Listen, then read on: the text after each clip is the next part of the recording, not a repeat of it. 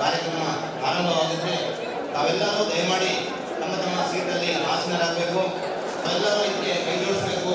ಈ ಕಾರ್ಯಕ್ರಮ ಅದ್ದೂರಿಯಾಗಿ ನೆರವೇರಿಸಲಿಕ್ಕೆ ನಮ್ಮೆಲ್ಲರ ಪ್ರೋತ್ಸಾಹ ಸಲಹೆ ಸಹಕಾರ ಬೇಕಾಗಿದೆ. ಎಲ್ಲರೂ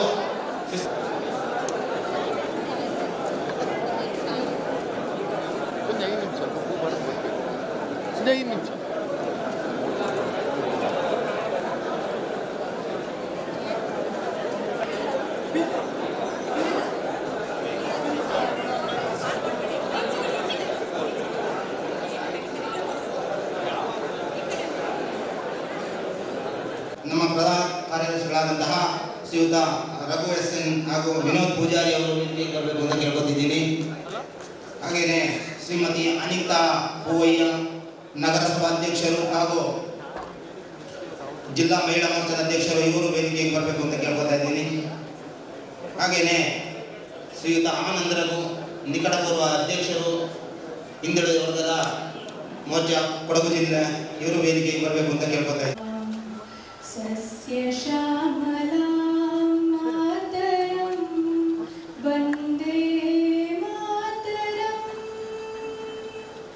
सुप्रजोत्स्ना पुलकितयामिनी पुल्लकुसुमिता द्रुमदलशोभिनी सुहासिनी सुमधुरभाषिणी सुकथां वरदां मातरं वन्दे वन्दे मातरं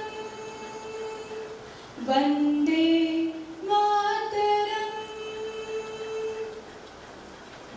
भारत माता की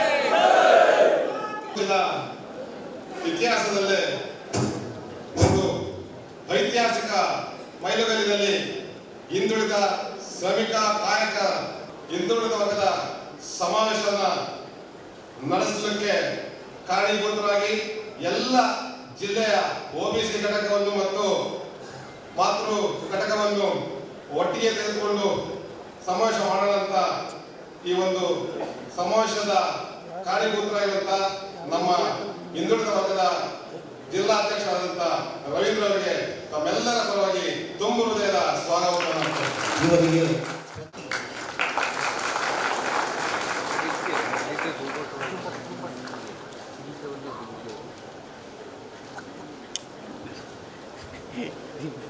ಆತ್ಮೀಯರೇ, ಅಸನ್ಮುಖಿಗಳು, ಮಾಜಿ ಸಚಿವರು, ಮೈಸೂರು ಕೊಡಗು ಲೋಕಸಭಾ ಕ್ಲಸ್ಟರ್ ಆಗಿ ಭಾರತೀಯ ಜನತಾ ಪಕ್ಷದ ಪ್ರಧಾನ ಕಾರ್ಯದರ್ಶಿಗಳು ಆದಂತಹ ಆತ್ಮೀಯರಾದಂತಹ ನೆಲ್ಲಿನ ಚಲನ್ ಅವರು ವೇದಿಕೆಯಲ್ಲಿದ್ದಾರೆ. ಅವರಿಗೆ ತಮ್ಮೆಲ್ಲರ ಪರವಾಗಿ ತುಂಬು ಹೃದಯದ ಸ್ವಾಗತವನ್ನು ಬಯಸ್ತೇನೆ. ಆತ್ಮೀಯ ಬಂಧುಗಳೇ, ಇನ್ನು ಅನೇಕ ಅತಿಥಿ ಗಣ್ಯರು ನಮ್ಮ ಅಭ್ಯರ್ಥಿ ಜೊತೆ ವೇದಿಕೆಗೆ ಆಸೀನರಾಗಲಿಕ್ಕಿದ್ದಾರೆ. ಅವರಿಗೆ ಬಂದ ನಂತರ ಸ್ವಾಗತವನ್ನು ಕೋರ್ತೇವೆ. ಈ ಕಾರ್ಯಕ್ರಮದ ಯಶಸ್ವಿಗೆ ಎಲ್ಲ ಸಮಾವೇಶಿರುವಂತ ಕೊಡಗು ಜಿಲ್ಲಾ ಹಿಂದುಳಿದ ವರ್ಗದ ಎಲ್ಲ ಪದಾಧಿಕಾರಿ ಬಂಧುಗಳಿಗೂ, ಮಂಡಲದ ಎಲ್ಲ ಪದಾಧಿಕಾರಿ ಬಂಧು, ಅವರು ಸುಮ್ಮನೆ ಹೆಸರಿಗಷ್ಟೇ ಅಧ್ಯಕ್ಷರಲ್ಲ. ನಾವು ಸ್ವಾಭಾವಿಕವಾಗಿ ಪಾರ್ಟಿಯ ಜವಾಬ್ದಾರಿಯಲ್ಲಿ ಚೌಕಟ್ಟಲ್ಲಿ ಕೆಲಸ ಮಾಡುವಾಗ ಒಂದಿಷ್ಟು ಸೂಚನೆಗಳನ್ನ ಹೇಳಿಕೊಟ್ಟು ನಮ್ಮನ್ನು ನಿಯೋಜನೆ ಮಾಡ್ತಾರೆ. ಒಂದಿಷ್ಟು ಜನ ನಮ್ಮ ಕಾರ್ಡ್ಗೆ, ಐಡೆಂಟಿ ಕಾರ್ಡ್ಗೆ ಸೀಮಿತವಾಗಿ ಹೋಗಿರ್ತಾರೆ.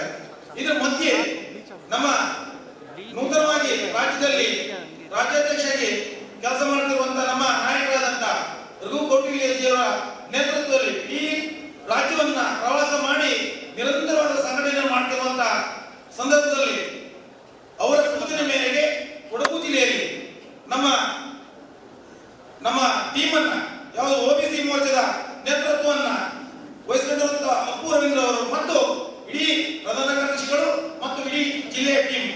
ಎಲ್ಲ ಪದಾಧಿಕಾರಿಗಳು, ಮಂಡಲ ಅಧ್ಯಕ್ಷರು, ಪ್ರಣಾಧ್ಯಕ್ಷರು ಒಟ್ಟಾಗಿ ಒಂದು ಕೂತ್ಕೊಂಡು ಯೋಚನೆ ಮಾಡ್ತಾರೆ. ಅಂತ ನಡೆಸುವ ಮೊದಲು ನಾವು ರಾಜ್ಯದಲ್ಲಿ ಕೊಟ್ಟಿರುವಂತಹದ್ದು ಸಾಧಾರಣ 1,000 ಸಂಖ್ಯೆಯಲ್ಲಿ ಯಾಕೆ ಒಂದು ಪಾದಗಾಣ ಕಾರ್ಯಕ್ರಮ ಮಾಡಿ ಅಂತ. ಆದ್ರೆ ಇವರ ಯೋಜನೆ ನೋಡಿದ್ರೆ ನಮ್ಗೆ ಹೆಮ್ಮೆ ಆಗ್ಬೇಕು. ಇವತ್ತಿನ ದಿವಸದಲ್ಲಿ OBC ಮೋರ್ಚಾದಲ್ಲಿ ಒಂದು ಶಕ್ತಿಯಾಗಿ ಬರುವಂತ ತಾಕತ್ತು ಅಪೂರ್ವವಿದೆ. ನಮ್ಗೆ ಶ್ರೀನಿವಾಸ ಪೂಜಾರಿ ಯಾವಾಗಲೂ ಹೇಳ್ತಾ ಇರ್ತಾರೆ, ಅವರು ಹಿಂದೆ OBC ಮೋರ್ಚಾ ಅಧ್ಯಕ್ಷರಾಗಿರುವಾಗ ನಾವು ಅವರಿಗೆ ಕೇಳ್ತಿದ್ದು, ಸಾಹೇಬ್ರೆ ರಾಜ್ಯದಲ್ಲಿ 50% ಗಿಂತ ಜಾಸ್ತಿ OBC ಜನಾಂಗ ಇದೆ, ಆದ್ರೆ ನಮ್ಗೆ ಪ್ರಾತಿನಿಧ್ಯ ಕಡಿಮೆ ಆಗುತ್ತೆ ಅನ್ನುವಂಥದ್ದು. ಆದ್ರೆ ಇವತ್ತಿನ ದಿವಸದಲ್ಲಿ ಶ್ರೀನಿವಾಸ ಪೂಜಾರಿ ಹೇಳಿ ನೆನಪಾಗುತ್ತೆ, ನಾವು ಸರಿಯಾದ ನಾಯಕತ್ವ ಇರುವಂತಹ ವ್ಯಕ್ತಿಗಳನ್ನ ಸಮಾಜದಲ್ಲಿ ಕೊಟ್ಟಾಗ ಅವರಿಗೆ ಅವಕಾಶಗಳನ್ನ ಪಾರ್ಟಿ ತನ್ನಾಗಿ ಕೊಡುತ್ತೆ. ಅದಕ್ಕೆ ಒಂದು ಹೆಸರನ್ನು ಹೇಳಬಹುದಾದ್ರೆ ನಮ್ಮ ಒಬ್ಬರವರು ಅವರಿಗೆ ಇವತ್ತಿನ ಸಂಘಟನೆ ಮಾಡುವಂತ ಶಕ್ತಿ ಕೊಟ್ಟಂತ ಜವಾಬ್ದಾರಿಯನ್ನ, ರಾಜ್ಯಾಧ್ಯಕ್ಷ ಕೊಟ್ಟಂತ ಒಂದು ಜವಾಬ್ದಾರಿಯನ್ನ ಒಂದು ಯಶಸ್ವಿಯಾಗಿ ನಿರ್ವಹಿಸುವಂತ ಶಕ್ತಿ ಅವರಿಗೆ.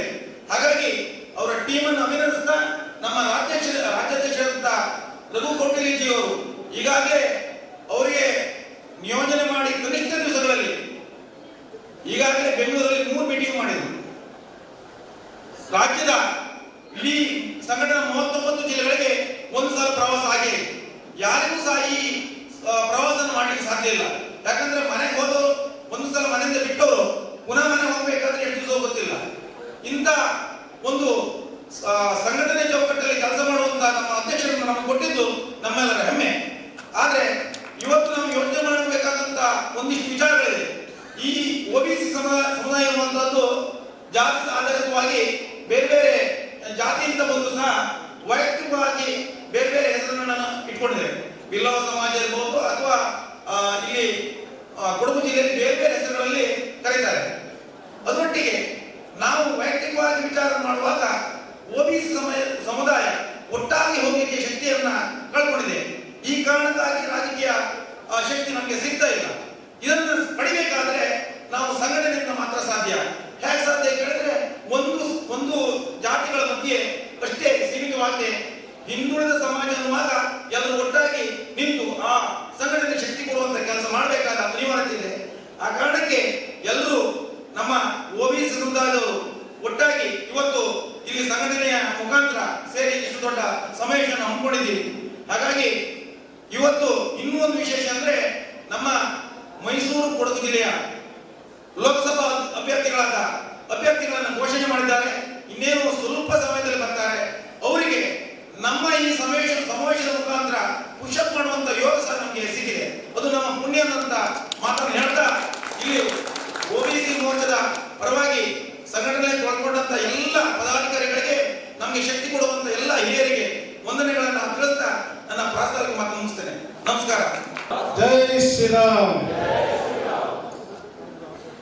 ಕೊಡಗು ಜಿಲ್ಲಾ ಬಿಜೆಪಿ ಹಿಂದುಳಿದ ವರ್ಗ ಸಮಾವೇಶದ ಈ ಒಂದು ಅಧ್ಯಕ್ಷತೆಯನ್ನು ವಹಿಸಿರುವಂತಹ OBC ಮೋರ್ಚಾದ ಕೊಡಗು ಜಿಲ್ಲಾ ಅಧ್ಯಕ್ಷರಾದಂತಹ ಅಪ್ಪು ರವೀಂದ್ರ ಅವರೇ, ಈ ಕಾರ್ಯಕ್ರಮದ ಪ್ರಭಾವಿಗಳು, ಇಡೀ ರಾಜ್ಯವನ್ನು ಪ್ರವಾಸವನ್ನು ಮಾಡಿ ರಾಜ್ಯದ ಉದ್ದಗಲಕ್ಕೂ OBC ವರ್ಗವನ್ನು ಸಂಘಟನೆ ಮಾಡ್ತಿರುವಂತಹ ಆತ್ಮೀಯರು, ಉತ್ತಮ ವಾಗ್ಮಿಗಳು, ದೇವರಾಜ ಅರಸು ನಿಗಮ ಮಂಡಳಿಯ ಮಾಜಿ ಅಧ್ಯಕ್ಷರಾದಂತಹ OBC ಮೋರ್ಚಾದ ರಾಜ್ಯ ಅಧ್ಯಕ್ಷರಾದಂತಹ ರಘು ಕೌಟಿಲ್ಯ ಅವರೇ, ಮತ್ತೊಬ್ಬ ನಮ್ಮ ಜನಪ್ರಿಯ ನಾಯಕರು, ಮಾಜಿ ಉಪಮುಖ್ಯಮಂತ್ರಿಗಳು, ಬೆಂಗಳೂರಿನಲ್ಲಿ ಸಾಕಷ್ಟು ಅಭಿವೃದ್ಧಿಯನ್ನು ಮಾಡಿದಂತಹ ನಮ್ಮ ನಾಯಕರಾದಂತಹ ಅಶ್ವಥ್ ನಾರಾಯಣ್ ಗೌಡ ಅವರೇ, ಮಾಜಿ ಸಚಿವರಾದಂತಹ ಆತ್ಮೀಯರು ಹಿರಿಯರು ಆದಂತಹ ರಾಮದಾಸ್ ಅವರೇ, ರವಿಶಂಕರ್ ಅವರೇ, OBC ಮೋರ್ಚಾದ ಉಪಾಧ್ಯಕ್ಷರಾದಂತಹ ಪೂಜಾರ್ ಅವರೇ, ಮತ್ತೊಬ್ಬ OBC ಮೋರ್ಚಾದ ಕಾರ್ಯದರ್ಶಿಯಾದಂತಹ ನಾರಾಯಣ್ ಅವರೇ ಹಾಗೂ OBC ಮೋರ್ಚಾದ ಎಲ್ಲ ಪದಾಧಿಕಾರಿಗಳೇ, ಈ ಒಂದು ಕಾರ್ಯಕ್ರಮದಲ್ಲಿ ಭಾಗಿಯಾದಂತಹ ಎಲ್ಲ ಮಾತೆಯರೇ, ಬಂಧುಗಳೇ, ಹಿಂದುಳಿದ ಸಮಾಜದ ಎಲ್ಲ ಕಾರ್ಯಕರ್ತರ ಮಿತ್ರರೇ, ಇವತ್ತು ಕೊಡಗಿನಲ್ಲಿ ಬಹಳ ಸಡಗರ ಸಂಭ್ರಮದಿಂದ OBCಯ ಕಾರ್ಯಕ್ರಮವನ್ನು ಬಹಳ ಅಚ್ಚುಕಟ್ಟಾಗಿ ತಾವೆಲ್ಲ ಮಾಡಿದ್ದೀರಿ.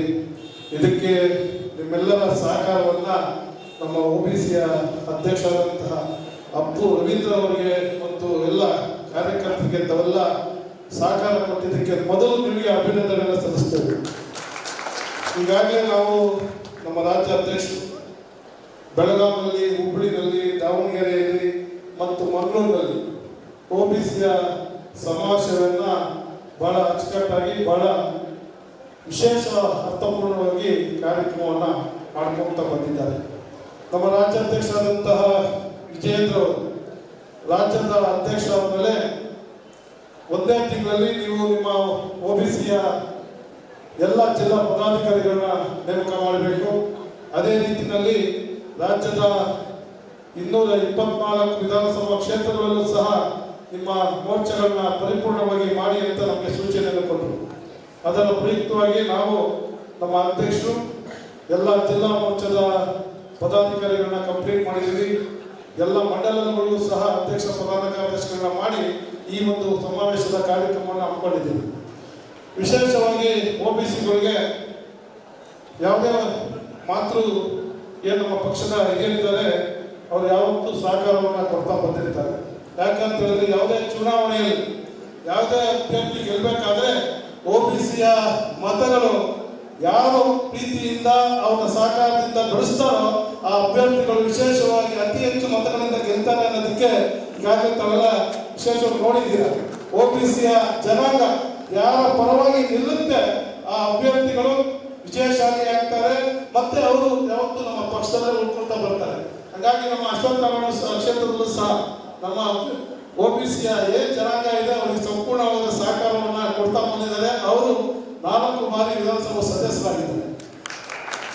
ಯಾವುದೇ ಕ್ಷೇತ್ರದಲ್ಲಿ ತಗೊಳ್ಳಿ OBCಯವರು 50-60% ಜಾಸ್ತಿ OBCಯ ಮತದಾರರು ಇರೋದು.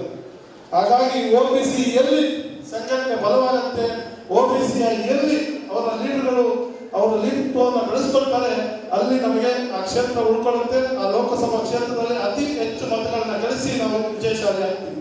ಈಗಾಗಲೇ ತಮಗೆ ಗೊತ್ತಿರೋ ಹಾಗೆ ನಮ್ಮ ಈ ದೇಶದ ಪ್ರಧಾನಿ ವಿಶ್ವನಾಯಕ ನರೇಂದ್ರ ಮೋದಿಯವರು ಸಹ ಒಬ್ಬ OBC ವರ್ಗಕ್ಕೆ ಸೇರಿದರು ಅಂತ ಹೇಳಿದ್ರೆ ಎಲ್ಲರಿಗೂ ಬೇಕು.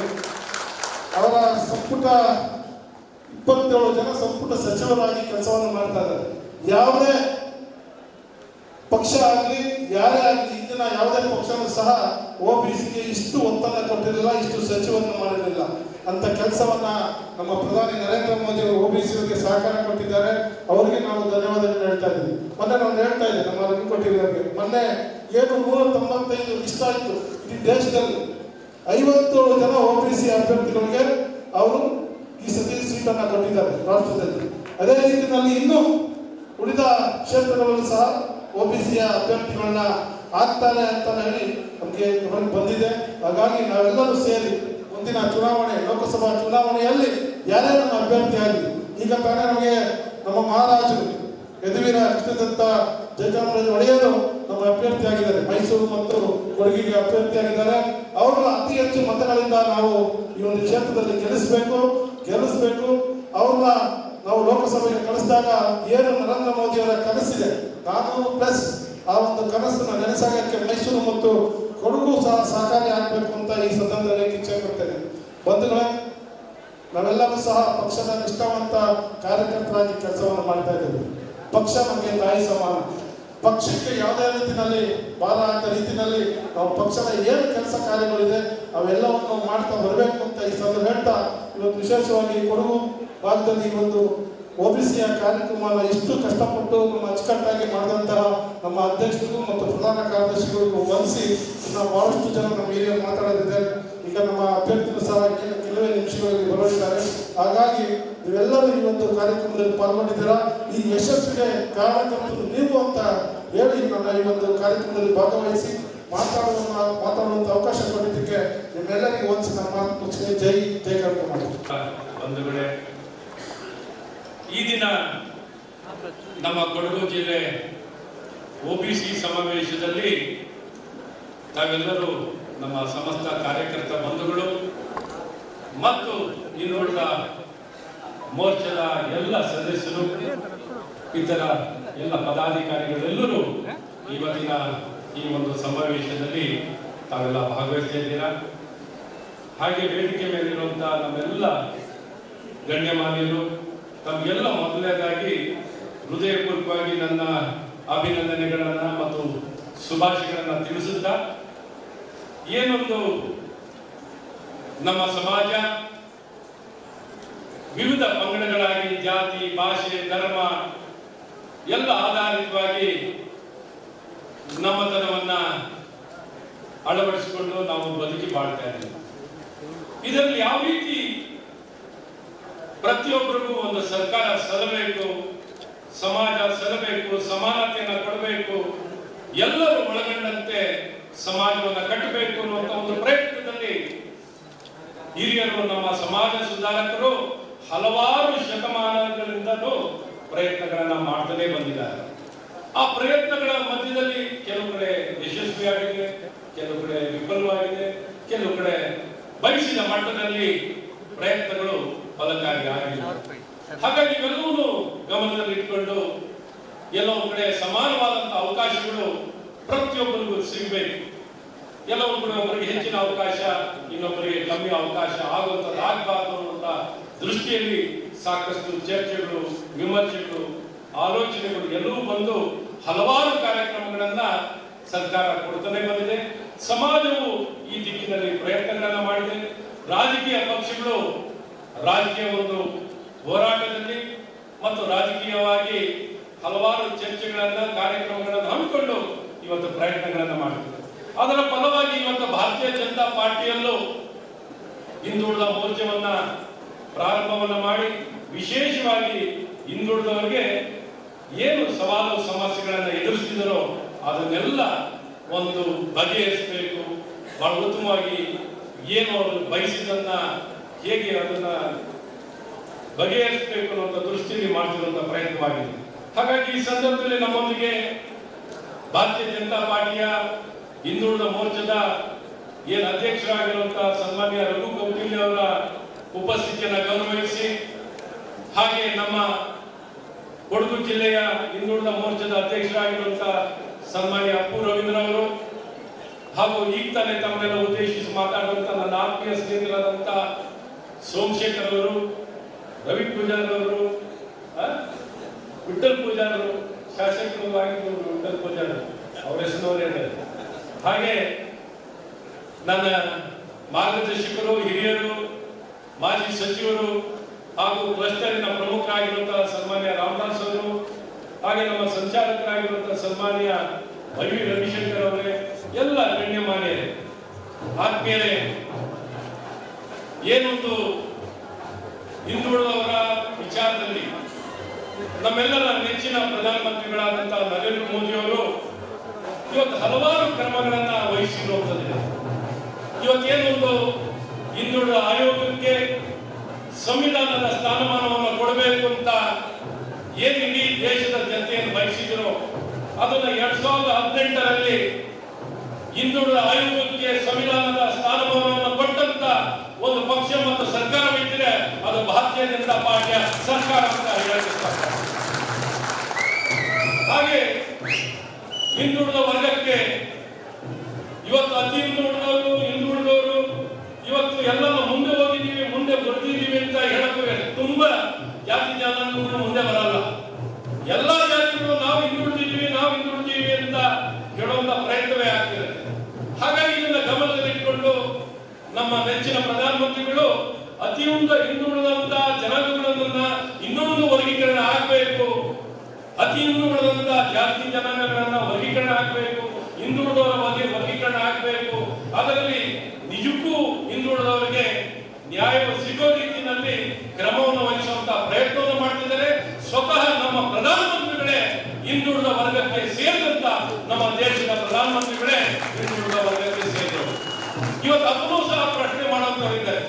ಇವತ್ತು ಕಾಂಗ್ರೆಸ್ ಪಕ್ಷ ಹಿಂದುಳಿದ ವರ್ಗದ ವಿಚಾರದಲ್ಲಿ ಕೇವಲ ರಾಜಕೀಯ ಭಾಷಣವನ್ನು ಮಾಡಿದೆ ಹೊರತು ಕೇರ್ಕರ್ ವರದಿಯನ್ನು ಅಂದಿನ ಪ್ರಧಾನಮಂತ್ರಿಗಳಾದಂತಹ ಜವಾಹರ್ಲಾಲ್ ನೆಹರು ಅವರೇ ಕೇರ್ಕರ್ ವರದಿಯನ್ನ ತಿರಸ್ಕಾರವನ್ನು ಮಾಡುವಂತವರು, ಮಂಡಲ ಆಯೋಗವನ್ನ ಅನುಷ್ಠಾನವನ್ನು ಮಾಡಬೇಕಾದವರು ಕಾಂಗ್ರೆಸ್ನವರು,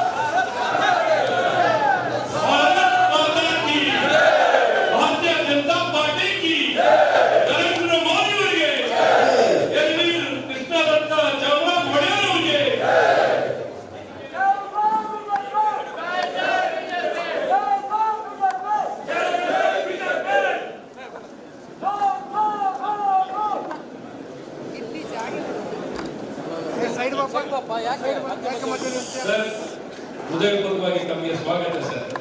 ಕೊಡುಗೆಗೆ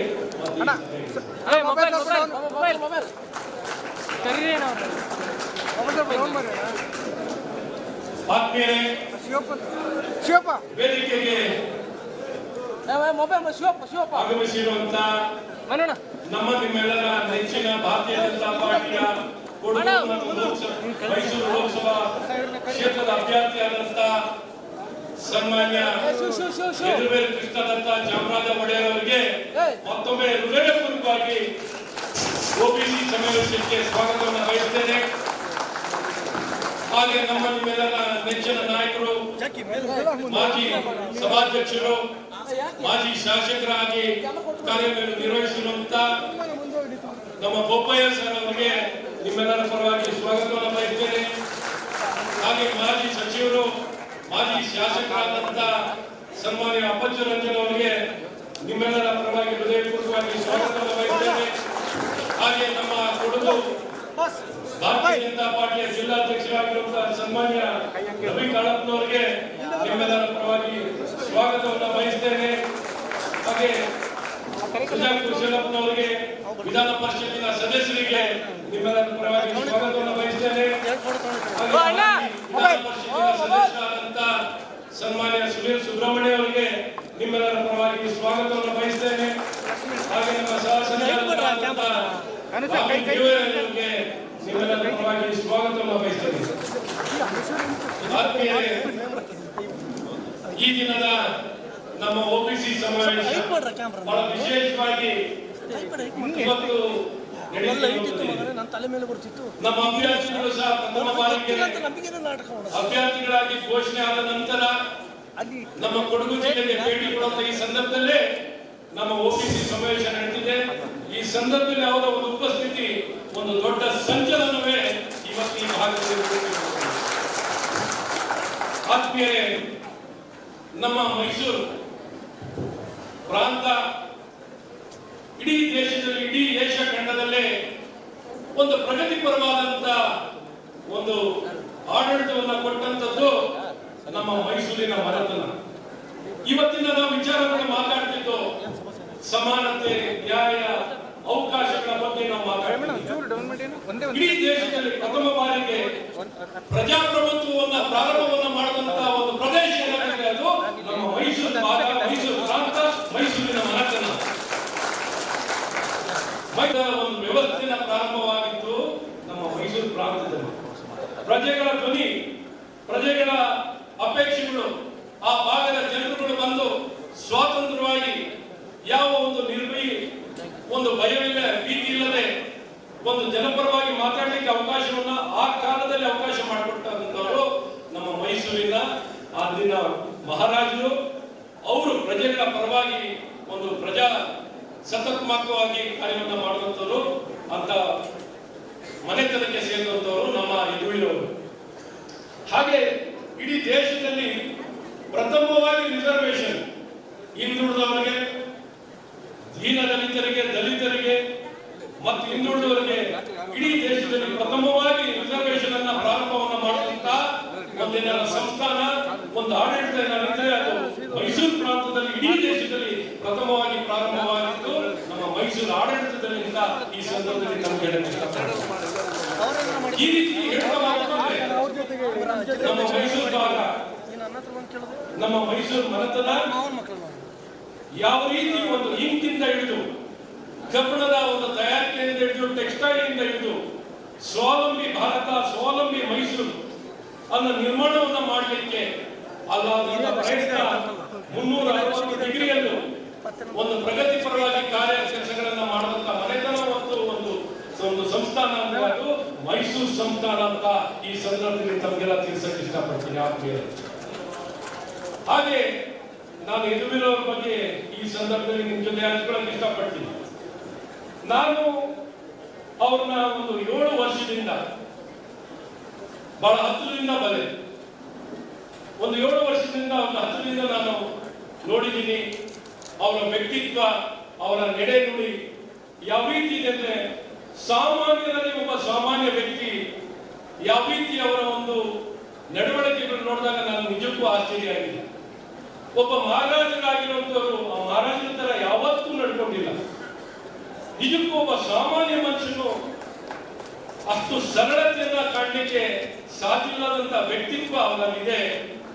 ಮತ್ತು ಅವ್ರು ಯಾವ ರೀತಿ ಬೆರೀತಾರೆ, ಯಾವ ರೀತಿ ತಂತ್ರಜ್ಞಾನದ ಬಗ್ಗೆ ಆಸಕ್ತಿ ಇದೆ, ಒಂದು ಸರ್ಕಾರಿ ಶಾಲೆ ಬಗ್ಗೆ ಯಾವ ರೀತಿ ಆಸಕ್ತಿ ಇದೆ, ಯಾವ ರೀತಿ ಸರ್ಕಾರಿ ಶಾಲೆಯ ಜೀರ್ಣೋದ್ಧಾರವನ್ನು ಮಾಡೋ ಕೆಲಸದಲ್ಲಿ ಯಾವ ರೀತಿ ಅವರು ತೊಡಗಿರುವಂತದ್ದಾಗಲಿ, ಮತ್ತು ಸಮಾಜದಲ್ಲಿ ಒಂದು ಸೈಬರ್ ಸೆಕ್ಯೂರಿಟಿ ಬಗ್ಗೆ ಇವತ್ತು ವಿಶ್ವದಲ್ಲಿ ಎಲ್ಲವೂ ಒಂದು ಸೈಬರ್ ಇಂಟರ್ನೆಟ್ ಮೂಲಕನೇ ಕನೆಕ್ಟೆಡ್ ಆಗಿರ್ತದೆ. ಇಂಟರ್ನೆಟ್ ಆಫ್ ಥಿಂಗ್ಸ್ ಅಂತ ಹೇಳ್ತೀವಿ. ಒಂದು ಏರ್ಪೋರ್ಟ್ ಆಗಲಿ, ಒಂದು ಕಾರ್ ಆಗಲಿ, ಒಂದು ವ್ಯವಸ್ಥೆ ಆಗಲಿ, ಒಂದು ಆಡಳಿತ ಆಗಲಿ, ಎಲ್ಲವೂ ಇಂಟರ್ನೆಟ್ ಮೂಲಕ ನಡೆಯುತ್ತಿದೆ. ಇದರ ಒಂದು ಏನೊಂದು ಥ್ರೆಟ್ ಅಂತ ಏನಿದೆಯೋ ಆ ಥ್ರೆಟ್ ಇಂದ, ಆ ಒಂದು ಆತಂಕದಿಂದ ಇಡೀ ಸಮಾಜವನ್ನ ರಕ್ಷಣೆ ಮಾಡಲಿಕ್ಕೆ ಒಂದು ಮೈಸೂರಿನಲ್ಲಿ ಒಂದು ಸೈಬರ್ ಸೆಕ್ಯೂರಿಟಿ ಫಿಸಿಕಲ್ ಲ್ಯಾಬ್ ಅನ್ನ ಪ್ರಾರಂಭ ಮಾಡಿದಂತ ವ್ಯಕ್ತಿ ಏನಾಗಿದ್ರೆ ಅದು ನಮ್ಮ ಸನ್ಮಾನ್ಯ ಯದುವೀರ್ ಕೃಷ್ಣದತ್ತ ಒಡೆಯರ್, ನಮ್ಮ ಅಭ್ಯರ್ಥಿ ಆದಂತ ಯದುವೀರ್ ಅವರು. ಈ ರೀತಿ ಸಮಾಜದ ಒಬ್ಬ ಚುನಾಯಿತ ಪ್ರತಿನಿಧಿಯಾಗಿ ನಾನು ಕೆಲಸ ಮಾಡಬೇಕು ಅನ್ನೋದು ಇರಲಿಲ್ಲ ಅವರಿಗೆ. ಅವ್ರು ಯಾವತ್ತೂ ನಾನು ಚುನಾಯಿತ ಪ್ರತಿನಿಧಿ ಆಗಬೇಕು ಅಂತ ಬಯಸ್ತವರಲ್ಲ. ನನ್ನ ಸಮಾಜದ ಬಗ್ಗೆ ನನಗೆ ಕಾಳಜಿ ಇದೆ, ನನ್ನ ಸಮಾಜಕ್ಕೆ ಸೇವೆಯನ್ನು ಕೊಡಬೇಕು, ನನ್ನ ಸಮಾಜವನ್ನ ರಕ್ಷಣೆಯನ್ನ ಮಾಡಬೇಕು, ನನ್ನ ಸಮಾಜ ಅಭಿವೃದ್ಧಿ ಆಗಬೇಕು ಅನ್ನುವಂತ ಒಂದು ಇಚ್ಛೆಯಿಂದ ಕೆಲಸ ಮಾಡ್ತಿರುವಂತ ವ್ಯಕ್ತಿ. ಹಾಗಾಗಿ ನಮ್ಮಲ್ಲಿ ಒಬ್ಬರಾಗಿ ಕೆಲಸ ಮಾಡುವಂತ ಸರಳ ಸಜ್ಜನಿಕೆ ಯಶಸ್ವಿ ಆಗಿರುವಂತ ವ್ಯಕ್ತಿನೇ ನಮ್ಮ ಯದುವೀರ್ ಅವರು. ಹಾಗಾಗಿ ಇವತ್ತಿನ ಈ ಕಾರ್ಯಕ್ರಮ ಒಬಿಸಿ ಸಮಾವೇಶಕ್ಕೆ ನಿಮ್ಮ ಉಪಸ್ಥಿತಿ ಇನ್ನೂ ಬಹಳ ಸ್ಪಷ್ಟ ಸಂದೇಶ, ನಮಗೆ ವಂಚಿತ ಸಮಾಜಕ್ಕೆ ಒಳ್ಳೆಯ ಸಂದೇಶ ಸಿಕ್ಕಂತಾಗ್ತದೆ. ಆದ್ಮೇಲೆ ಹೆಚ್ಚಿನ ನಿಮ್ಮ ಸಮಯ ತೊಗೊಳ್ಳಲ್ಲ. ಇವತ್ತು ನಮ್ಮ ಹಿಂದುಳಿದ ವರ್ಗಕ್ಕೆ ಏನೆಲ್ಲ ನ್ಯಾಯ ಸಿಗೋ ರೀತಿಯಲ್ಲಿ ಏನೆಲ್ಲ ಸರಿಪಡಿಸಬೇಕಾಗಿದೆ, ನಿಮ್ಮ ಅಪೇಕ್ಷೆಗಳು ಏನಿದೆಯೋ ಅವನ್ನೆಲ್ಲವನ್ನು ಮುಂದೆ ತಗೊಂಡು ಹೋಗ್ಲಿಕ್ಕೆ ಪ್ರಾಮಾಣಿಕ ಪ್ರಯತ್ನವನ್ನ ನಮ್ಮ ಭಾರತೀಯ ಜನತಾ ಪಾರ್ಟಿಯಿಂದ ಆಗುತ್ತೆ. ಆ ದಿಕ್ಕಿನಲ್ಲಿ ಇವತ್ತು ಹಿಂದುಳಿದ ಮೋರ್ಚಾದ ಅಧ್ಯಕ್ಷರಾಗಿರುವಂತಹ ರಘು ಕೌಟಿಲ್ಯ ಅವರು ಅವಿರತವಾಗಿ ಪ್ರಯತ್ನವನ್ನ ಮಾಡಿದ್ದಾರೆ. ಸಾಕಷ್ಟು ಅನುಭವ ಇರುವಂತವರು. ದೇವರಾಜ ಹಿಂದುಳಿದ ಆಯೋಗದ ಅಭಿವೃದ್ಧಿ ಮಂಡಳಿಯ ಅಧ್ಯಕ್ಷರಾಗಿ 2 ಬಾರಿ ಕಾರ್ಯವನ್ನು ಮಾಡಿದಂತವರೇ ರಘು ಕೌಟಿಲ್ಯ ಅವರು. ಹಾಗಾಗಿ ಸಾಕಷ್ಟು ಅನುಭವ ಇದೆ. ಈ ವಿಚಾರದಲ್ಲಿ ಏನೆಲ್ಲ ಕ್ರಮಗಳನ್ನು ವಹಿಸಬೇಕಾಗಿದೆ ಈ ದಿಕ್ಕಿನಲ್ಲಿ ನಮ್ಮೆಲ್ಲರ ನೆಚ್ಚಿನ ಪ್ರಧಾನಮಂತ್ರಿಗಳು ಸಹ ಸಾಕಷ್ಟು ಕ್ರಮಗಳನ್ನು ವಹಿಸಿದ್ದಾರೆ. ಕಾಂಗ್ರೆಸ್ ಪಕ್ಷ ಕೇವಲ ತುಷ್ಟೀಕರಣವನ್ನ ಮಾಡಿಕೊಂಡು ಬರೀ ರಾಜಕೀಯವನ್ನ ಮಾಡಿಕೊಂಡು ಹಿಂದುಳಿದ ವರ್ಗದ ಪರವಾಗಿ ಎಳ್ಳಷ್ಟು ಕೆಲಸವನ್ನ ಮಾಡದೆ, ಮಂಡಲ ಆಯೋಗವನ್ನು ಸಹ ಅನುಷ್ಠಾನವನ್ನ ಮಾಡದೆ, ಕೇಲ್ಕರ್ ಸಮಿತಿಯ ಸಂಪೂರ್ಣವಾಗಿ ರಿಜೆಕ್ಟ್ ಅನ್ನ ಮಾಡಿ ತಿರಸ್ಕಾರವನ್ನ ಮಾಡುವಂತ ಏನಾರ ಒಂದು ಸರ್ಕಾರ ಅಥವಾ ಒಂದು ಪಕ್ಷವಾಗಿ ಕೆಲಸವನ್ನ ಮಾಡಿದ್ರೆ ಅದು UPA ಮತ್ತು ಕಾಂಗ್ರೆಸ್ ಸರ್ಕಾರ ಅಂತ ಈ ಸಂದರ್ಭದಲ್ಲಿ ಬಹಳ ಸ್ಪಷ್ಟವಾಗಿ ಹೇಳಕ್ಕೆ ಇಷ್ಟಪಡ್ತೀನಿ. ಹಾಗೆ ಸಂವಿಧಾನ ಸ್ಥಾನವನ್ನ ನಮ್ಮ ಹಿಂದುಳಿದ ಆಯೋಗಕ್ಕೆ ಕೊಡಕ್ಕೆ ಹಿಂಸದಂತ ಪಕ್ಷವಿದ್ರೆ ಅದು ಕಾಂಗ್ರೆಸ್ ಪಕ್ಷ. ಹಾಗಾಗಿ ಎಲ್ಲಾ ಕಾರಣದಲ್ಲೂ ಅವರು ರಾಜಕೀಯವಾಗಿಯೂ ಸಹ ಹಿಂದುಳಿದ ವರ್ಗದ ಬಗ್ಗೆ ಮಾತಾಡ್ತಿರ್ತಾರಲ್ಲ, ಎಷ್ಟು ಜನಕ್ಕೆ ಅವರ ಪಕ್ಷದಲ್ಲಿ ಹಿಂದುಳಿದ ವರ್ಗಕ್ಕೆ ಸೇರಿದಂತ ಸದಸ್ಯರು ಎಷ್ಟು ಜನ ಇದ್ದಾರೆ? ಭಾರತೀಯ ಜನತಾ ಪಾರ್ಟಿಯ ಲೋಕಸಭಾ ಸದಸ್ಯರು 38% ಹಿಂದುಳಿದ ವರ್ಗಕ್ಕೆ ಸೇರಿದಂತವರಿದ್ದಾರೆ. ಇವತ್ತು ಪರಿಶಿಷ್ಟ ಜಾತಿ ಪಂಗಡಕ್ಕೆ ಸೇರಿದಂತ ವ್ಯಕ್ತಿಗಳು ಕೇಂದ್ರದ ಮಂತ್ರಿಮಂಡಲದಲ್ಲಿ ಪ್ರಾತಿನಿಧ್ಯ ಆಗಿರಲಿ, ಸದಸ್ಯರ ಸಂಖ್ಯೆ ಆಗಿರಲಿ, ಮಂತ್ರಿಮಂಡಲದ ಸ್ಥಾನವಾಗಿರಲಿ, ಹಿಂದುಳಿದ ವರ್ಗಕ್ಕೆ ಸೇರಿದಂತ ಸದಸ್ಯರಲ್ಲಿ ಮಂತ್ರಿಮಂಡಲದಲ್ಲಿ ಸಿಕ್ಕಂತ ಅವಕಾಶಗಳು ತಗೊಳ್ಳಿ. ಬಹಳ ದೊಡ್ಡ ಸಂಖ್ಯೆಯಲ್ಲಿ ಇವತ್ತು ಮಹಿಳೆಯರಿಗಾಗ್ಲಿ, ಹಿಂದುಳಿದವರಿಗಾಗ್ಲಿ, ಪರಿಶಿಷ್ಟ ಜಾತಿ ಪಂಗಡಕ್ಕೆ ಸೇರಿದವರಿಗೆ ಅತಿ ಹೆಚ್ಚಿನ ಅವಕಾಶವನ್ನು ಕೊಟ್ಟಂತವರು ನಮ್ಮೆಲ್ಲರ ನೆಚ್ಚಿನ ಪ್ರಧಾನಮಂತ್ರಿಗಳಾದಂತ ನರೇಂದ್ರ ಮೋದಿ ಅವರು. ಹಾಗಾಗಿ ಮೇಲಿದ್ರು ಹಿಂದುಳಿದ ವರ್ಗದ ಪರವಾಗಿ ಎಲ್ಲ ಪ್ರಯತ್ನಗಳನ್ನ ಮಾಡೋಣ, ಸಮಾನ ಅವಕಾಶಗಳನ್ನು ಕೊಡಲಿಕ್ಕೆ ಎಲ್ಲರೂ ಒಗ್ಗೂಡಿ ಕೆಲಸವನ್ನ ಮಾಡೋಣ ಅಂತ ತಿಳಿಸಿ ನನ್ನ 2 ಮಾತನ್ನು ಹೇಳಲಿಕ್ಕೆ ಅವಕಾಶವನ್ನು ಮಾಡಿಕೊಟ್ಟಂತ ತಮಗೆಲ್ಲ ವಂದಿಸಿ ನನ್ನ ಮಾತನ್ನು ನಿಲ್ಲಿಸ್ತೀನಿ. ಜೈ ಹಿಂದ್. ಆದರೆ ಈ ಒಂದು ಸಮಾವೇಶಕ್ಕೆ ನಮ್ಮ ನೂತನ ಅಭ್ಯರ್ಥಿಗಳು ಆದಂತ ಮೈಸೂರು ಸಂಸ್ಥಾನದ ಯುವರಾಜರು बोलो भारत माता की, भारतीय जनता पार्टी की, बोलो भारत माता की, भारतीय जनता पार्टी की। हेलो ज्योतिर्गमय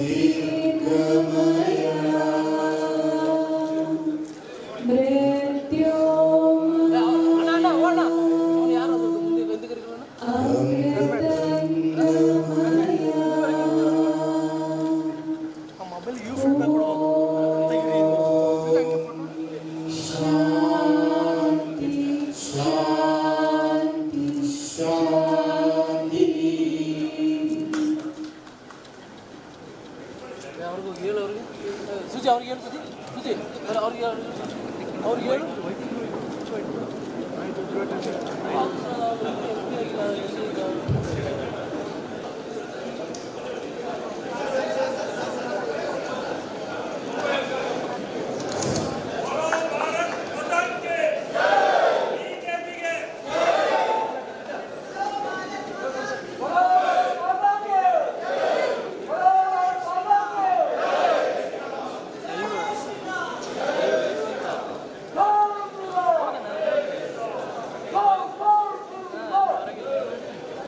ನಮ್ಮ ರಾಜ್ಯದ ಅಧ್ಯಕ್ಷರಾದಂತಹ ಶ್ರೀಯುತ ರಘು ಕೌಟಿಲ್ಯರವರು ಈ ಒಂದು ಕಾರ್ಯವನ್ನು ನೆರವೇರಿಸಿಕೊಡಬೇಕಾಗಿ ಕೇಳಿಕೊಳ್ಳುತ್ತಿದ್ದೇವೆ.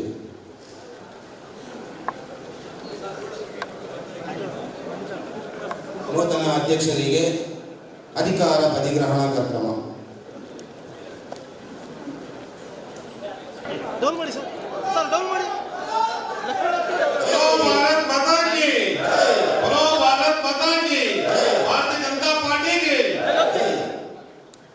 ಬಿಜೆಪಿ ಹಿಂದುಳಿದ ವರ್ಗಗಳ ಮೋರ್ಚಾದ ರಾಜ್ಯಾಧ್ಯಕ್ಷರಾದಂತಹ ಶ್ರೀಯುತ ರಘು ಕೌಟಿಲ್ಯ ಇವರಿಗೆ ಸನ್ಮಾನ ಕಾರ್ಯಕ್ರಮ. ಸನ್ಮಾನವನ್ನು ನಡೆಸಿಕೊಡುವವರು ಶ್ರೀಯುತ ಅಪ್ರು ರವೀಂದ್ರ, ಕೊಡಗು ಜಿಲ್ಲಾ ಬಿಜೆಪಿ ಹಿಂದುಳಿದ ವರ್ಗಗಳ ಮೋರ್ಚಾದ ಜಿಲ್ಲಾ ಅಧ್ಯಕ್ಷರು ಹಾಗೂ ಎಲ್ಲ ಗಣ್ಯರು ಇದರಲ್ಲಿ ಸಹಕರಿಸಬೇಕು ಎಂದು ಕೇಳಿಕೊಳ್ತಿದ್ದೇನೆ.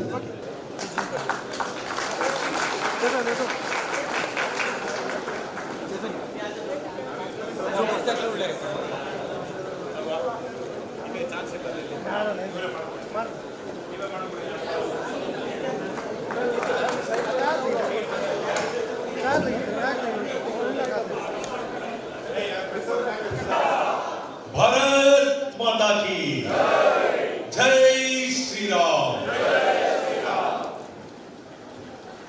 ಕೊಡಗಿನಲ್ಲಿ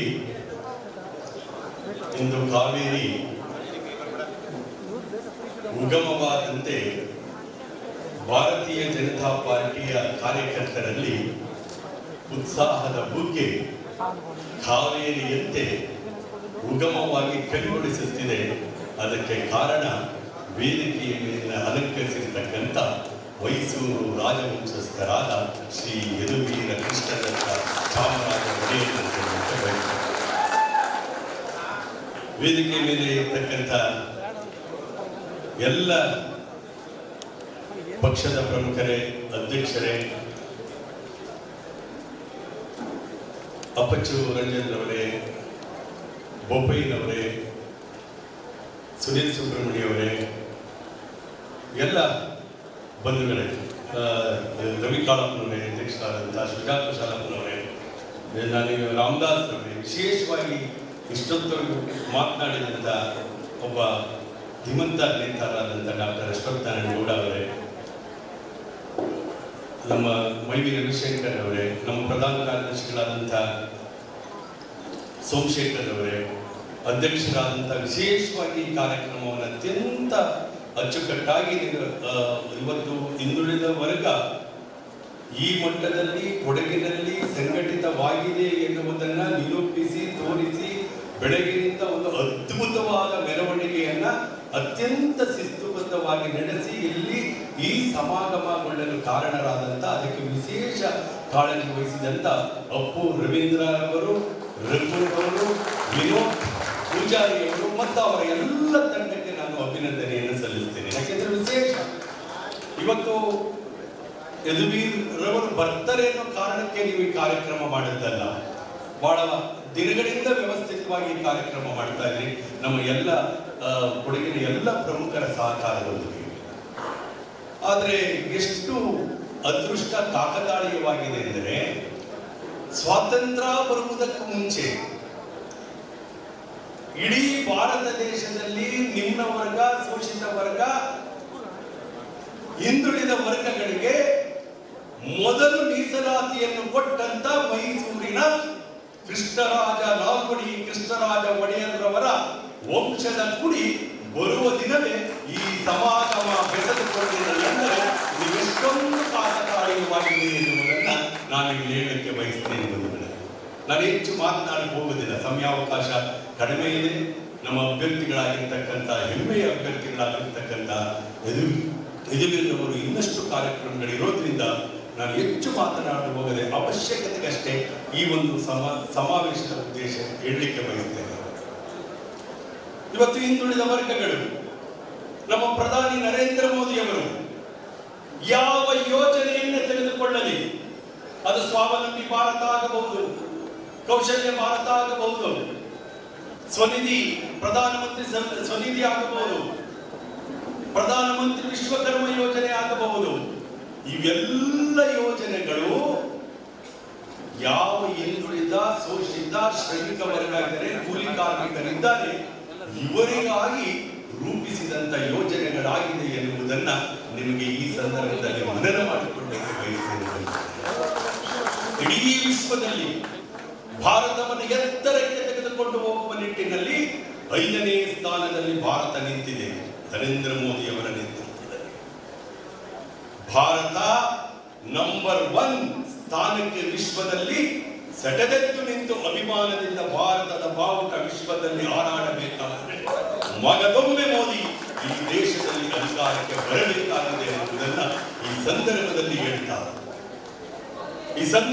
ಹೇಳ್ತಾ ಇವತ್ತು ಹಿಂದುಳಿದ ವರ್ಗಗಳು ಅದಕ್ಕಾಗಿ ಮಹಾ ಸಂಕಲ್ಪವನ್ನು ತೊಡಬೇಕಾಗಿದೆ. ಮೈಸೂರು ರಾಜಮನೆತನದ ಆಡಳಿತ 5 ಶತಮಾನಕ್ಕೆ ಮಿಕ್ಕಿದ್ದು.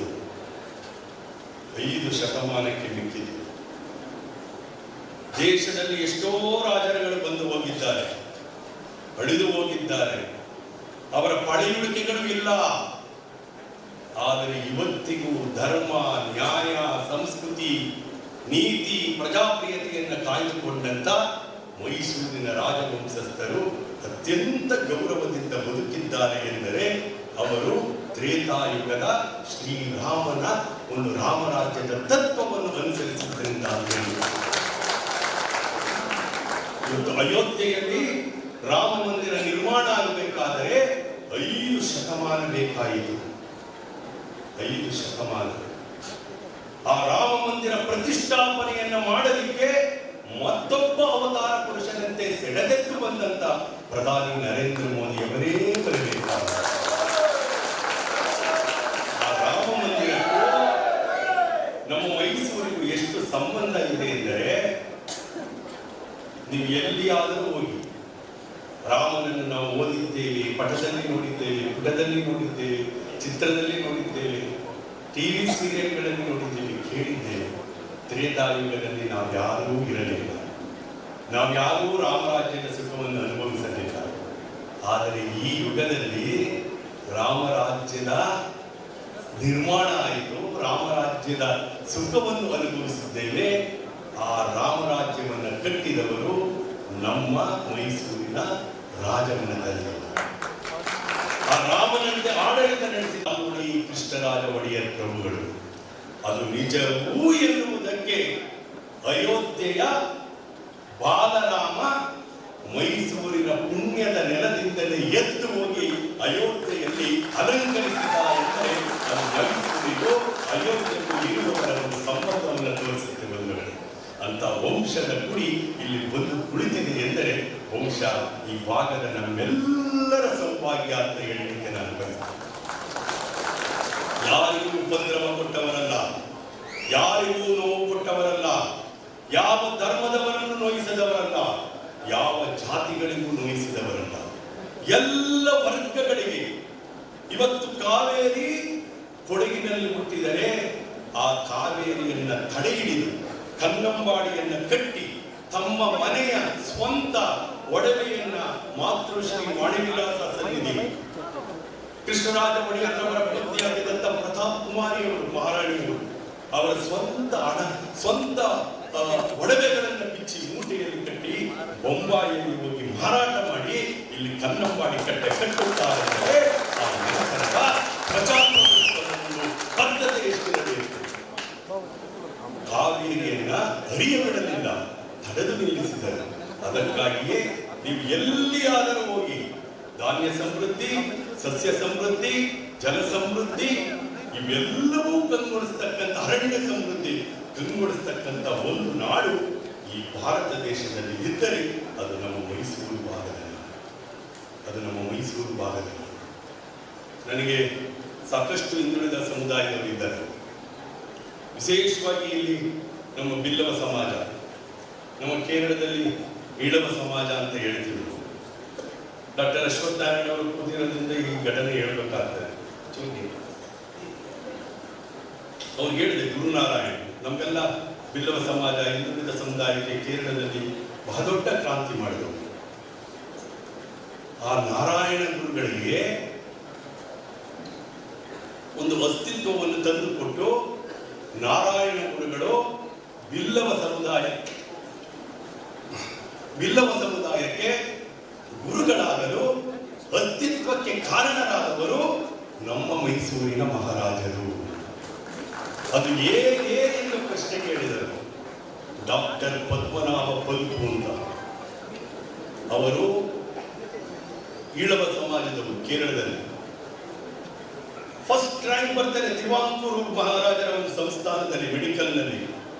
ಆದರೆ ಒಬ್ಬ ಈಳವನ ಕೈಯಲ್ಲಿ ಔಷಧಿ ತೆಗೆದುಕೊಳ್ಳಬೇಕಲ್ಲ ಅಂತ ಅವರಿಗೆ ಮೆಡಿಕಲ್ ಸೀಟ್ ಕೊಡೋದಿಲ್ಲ. ಚೆನ್ನೈಗೆ ಹೋಗಿ ಓದ್ಕೊಂಡು ಬರ್ತಾರೆ, ಅಲ್ಲಿ ಕೂಡ ಫಸ್ಟ್ ರ್ಯಾಂಕ್. ಮತ್ತು ಕೇರಳದಲ್ಲಿ ಉದ್ಯೋಗ ಕೊಡಲ್ಲ. ಅವರು ಮೈಸೂರಿಗೆ ಬರ್ತಾರೆ. ಅವರಿಗೆ ಮೈಸೂರು ಸಂಸ್ಥಾನದ ವೈದ್ಯಾಧಿಕಾರಿಯ ಪಟ್ಟ ಕಟ್ಟುವವರು ನಮ್ಮ ಮಹಾರಾಜರು. ಅವರು ಈಳವ ಸಮಾಜ, ಬಿಲ್ಲವ ಸಮಾಜಕ್ಕೆ ಸೇರಿದವರು. ಅವರೇ ನಿಮ್ಮ ಮಲ್ಲೇಶ್ವರ ಮತ್ತು ನಮ್ಮ ಬಸವನಗುಡಿಯ ಒಳಚರಂಡಿಯ ವ್ಯವಸ್ಥೆಯನ್ನು ಮಾಡಿ ಆಧುನಿಕ ಬೆಂಗಳೂರಿನ ನಿರ್ಮಾಣಕಾರರಲ್ಲಿ ಆ ಡಾಕ್ಟರ್ ಪದ್ಮನಾಭ ಪಲ್ಪು ಒಬ್ಬರು. ಅವರು ಈಳವ ಸಮಾಜದವರು. ಅಂತ ಪದ್ಮನಾಭ ಪಲ್ಪು ಅವರಿಗೆ ಅವಕಾಶ ಕೊಟ್ಟಿದ್ದು ನಮ್ಮ ಮಹಾರಾಜರು. ಆ ಪದ್ಮನಾಭ ಪಲ್ಪು ಅವರನ್ನ ವಿವೇಕಾನಂದರು ಬೆಂಗಳೂರಿಗೆ ಬಂದಾಗ ಭೇಟಿ ಮಾಡ್ತಾರೆ. ಏನ್ ಸ್ವಾಮಿ, ನಮ್ಮ ಕೇರಳದಲ್ಲಿ ಇಷ್ಟೊಂದು ವೈರುಧ್ಯಗಳಿದೆಯಲ್ಲ ಅಂತ. ಆಗ ವಿವೇಕಾನಂದರು ಹೇಳ್ತಾರೆ, ವಿವೇಕಾನಂದರು ಏನ್ ಹೇಳ್ತಾರೆ, ನಿಮ್ಮ ಗುರುವನ್ನ, ನಿಮ್ಮ ದೇವರನ್ನ ನಿಮ್ಮಲ್ಲೇ ಹುಡುಕಿಕೊಳ್ಳಿ ಅಂತ ಹೇಳಿದಾಗ ಆ ಪದ್ಮನಾಭ ಪಲ್ಪುರವರು ಕೇರಳಕ್ಕೆ ಹೋಗಿ ನಾರಾಯಣ ಗುರುಗಳ ಪ್ರತಿಷ್ಠಾಪನೆಯನ್ನು ಮಾಡಿ ನಾರಾಯಣ ಗುರುಗಳು ಈಳವ ಸಮಾಜಕ್ಕೆ ಸಮರ್ಪಣೆ ಮಾಡ್ತಾರೆ. ಹಾಗಾಗಿ ಮೈಸೂರು ಮಹಾರಾಜರು ಪರೋಕ್ಷವಾದ ಕೊಡುಗೆಯನ್ನು ಕೊಟ್ಟವರು ಅಂತ ಹೇಳಲಿಕ್ಕೆ ಬಯಸ್ತಾರೆ. ಅಂದ್ರೆ ಹಿಂದುಳಿದ ಸಮುದಾಯಗಳ ಬಗ್ಗೆ ಎಷ್ಟೊಂದು ಕಾಳಜಿ ಇತ್ತು. ಈಗ ಹೇಳ್ತಾ ಹೋಗ್ತಾ ಇದ್ರೆ ಬಹಳಷ್ಟು ಇದೆ. ಸಮಯದ ಅವಕಾಶ ಕಡಿಮೆ ಇರೋದ್ರಿಂದ ಇವತ್ತು ನಮ್ಮ ಮಹಾರಾಜರು ಇಲ್ಲಿ ಬಂದು ಕುಳಿತಿದ್ದಾರೆ. ಇವತ್ತು ಮೈಸೂರು ಭಾಗಕ್ಕೆ ನಮ್ಮ ನರೇಂದ್ರ ಮೋದಿ ಅವರು, ಸನ್ಮಾನ್ಯ ಯಡಿಯೂರಪ್ಪನವರು, ರಾಜ್ಯಾಧ್ಯಕ್ಷರಾದ ವಿಜೇಂದ್ರ ಅವರು, ನಮ್ಮ ಪಕ್ಷದ ಎಲ್ಲ ವರಿಷ್ಠರು ಸೇರಿ ಒಬ್ಬ ಯೋಗ್ಯ ಅಭ್ಯರ್ಥಿಯನ್ನ, ಒಬ್ಬ ಜನಪರ ಅಭ್ಯರ್ಥಿಯನ್ನ, ಮಹಾರಾಜರು ಎಂದರೆ ಮಹಾರಾಜರಲ್ಲ, ಜನರ ಹೃದಯದ ಸಿಂಹಾಸನದಲ್ಲಿ ಕುಳಿತ ಮಹಾರಾಜರು ನಮ್ಮ ಮಹಾರಾಜರು. ಜನರ ಪ್ರೀತಿಯ ಹೃದಯವನ್ನು ಕೆತ್ತಂತವರು ನಮ್ಮ ಮಹಾರಾಜರು. ಅತ್ಯಂತ ಸರಳತೆ. ವಿದೇಶಕ್ಕೆ ಹೋಗಿ ಓದಿ ಬಂದಿದ್ದಾರೆ. ಅರಣ್ಯಕ್ಕೆ ಸಂಬಂಧಪಟ್ಟಂತ, ವನ್ಯಜೀವಿಗೆ ಸಂಬಂಧಪಟ್ಟಂತ ಸಾಮಾಜಿಕ ಸವಲುಗಳಲ್ಲಿ ತೊಡಗಿಸಿಕೊಂಡಿದ್ದಾರೆ. ಪ್ರಧಾನಮಂತ್ರಿಯವರ ಒಂದು ಸ್ವಚ್ಛ ಭಾರತ ಆಂದೋಲನದ ರಾಯಭಾರಿಯಾಗಿ ಕೆಲಸ ಮಾಡಿದವರು ಯದುವೀರ ಶ್ರೀಕೃಷ್ಣ ಚಾಮರಾಜರು. ರಾಜರಾಗೇ ಮಾಡಬೇಕಾಗಿಲ್ಲ, ಅವರು ಪರಂಪರೆಯಿಂದ ಬಂದಿದೆ. ಜನಸೇವೆ ಮಾಡುವ ತುಡಿತ ಇದೆ, ಯುವಕರಿದ್ದಾರೆ, ಜೊತೆಗೆ ಒಂದು ಉತ್ಸಾಹ ಇದೆ, ಹುಮ್ಮಸ್ಸಿದೆ. ಇವರಿಂದ ಮೈಸೂರು ಭಾಗದಲ್ಲಿ ಮತ್ತೊಮ್ಮೆ ಕೃಷ್ಣರಾಜ ಒಡೆಯರ ಕಲ್ಪನೆಯ ಒಂದು ನಾಡು ಸಮೃದ್ಧಿಯಾಗಬೇಕು ಎನ್ನುವುದು ನಮ್ಮ ಪ್ರಧಾನಿಗಳ ಆಶಯ. ಹಾಗಾಗಿ ಯದುವೀರ ಒಡೆಯರವರು ನಮ್ಮ ಅಭ್ಯರ್ಥಿಗಳಾಗಿದ್ದಾರೆ. ನಮ್ಮ ಇಡೀ ಹಿಂದುಳಿದ ಸಮುದಾಯಗಳು ಇವತ್ತು 209 ಜಾತಿಗಳಿದೆ. ಇಲ್ಲಿ ಸುಮಾರು 40 ಜಾತಿಗಳು ಸಮುದಾಯದವರು ನೀವು ಇವತ್ತು ಬಂದಿದ್ದೀರಿ. ಇವತ್ತು ಬಿಲ್ಲವ ಸಮಾಜ, ತೇಯಿ ಸಮಾಜ, ಐ ಸಮಾಜ, ಅಮ್ಮ ಕೊಡವ ಸಮಾಜ, ಕೊರಡ ಸಮಾಜ, ಕೊಲೆಯ, ಬಕ್ಲ, ಗಾಣಿಗ, ವಿಶ್ವಕರ್ಮ, ಗೊಲ್ಲ, ಕುಲಾಲ, ಸವಿತ, ಮಲೆಯ ಸಮಾಜ, ಇಡಿಗರು, ಮಡಿವಾಳರು, ಗೌಡಿಗರು, ವರ್ತಿಕ, ಬಂಡೆಪಟ್ಟಮ್ಮ, ಬಾಣಿಪ, ಕೆಂಗಣಿ, ಹೆಗ್ಗಡೆ, ಈ ರೀತಿ ಎಲ್ಲ ಸಣ್ಣ ಸಣ್ಣ ಸಮುದಾಯಗಳು ಇವತ್ತು ಇಲ್ಲಿ ಒಗ್ಗೂಡಿ ಬಂದಿದ್ದೇವೆ. ಸ್ವಾಮಿ, ನಮ್ಮದು ಅಳಿಲು ಸೇವೆಯೇ ಇರಬಹುದು. ಅಳಿಲು ಸೇವೆಯಿಂದಲೇ ರಾಮಾಯಣ ಗೆದ್ದಿದ್ದು.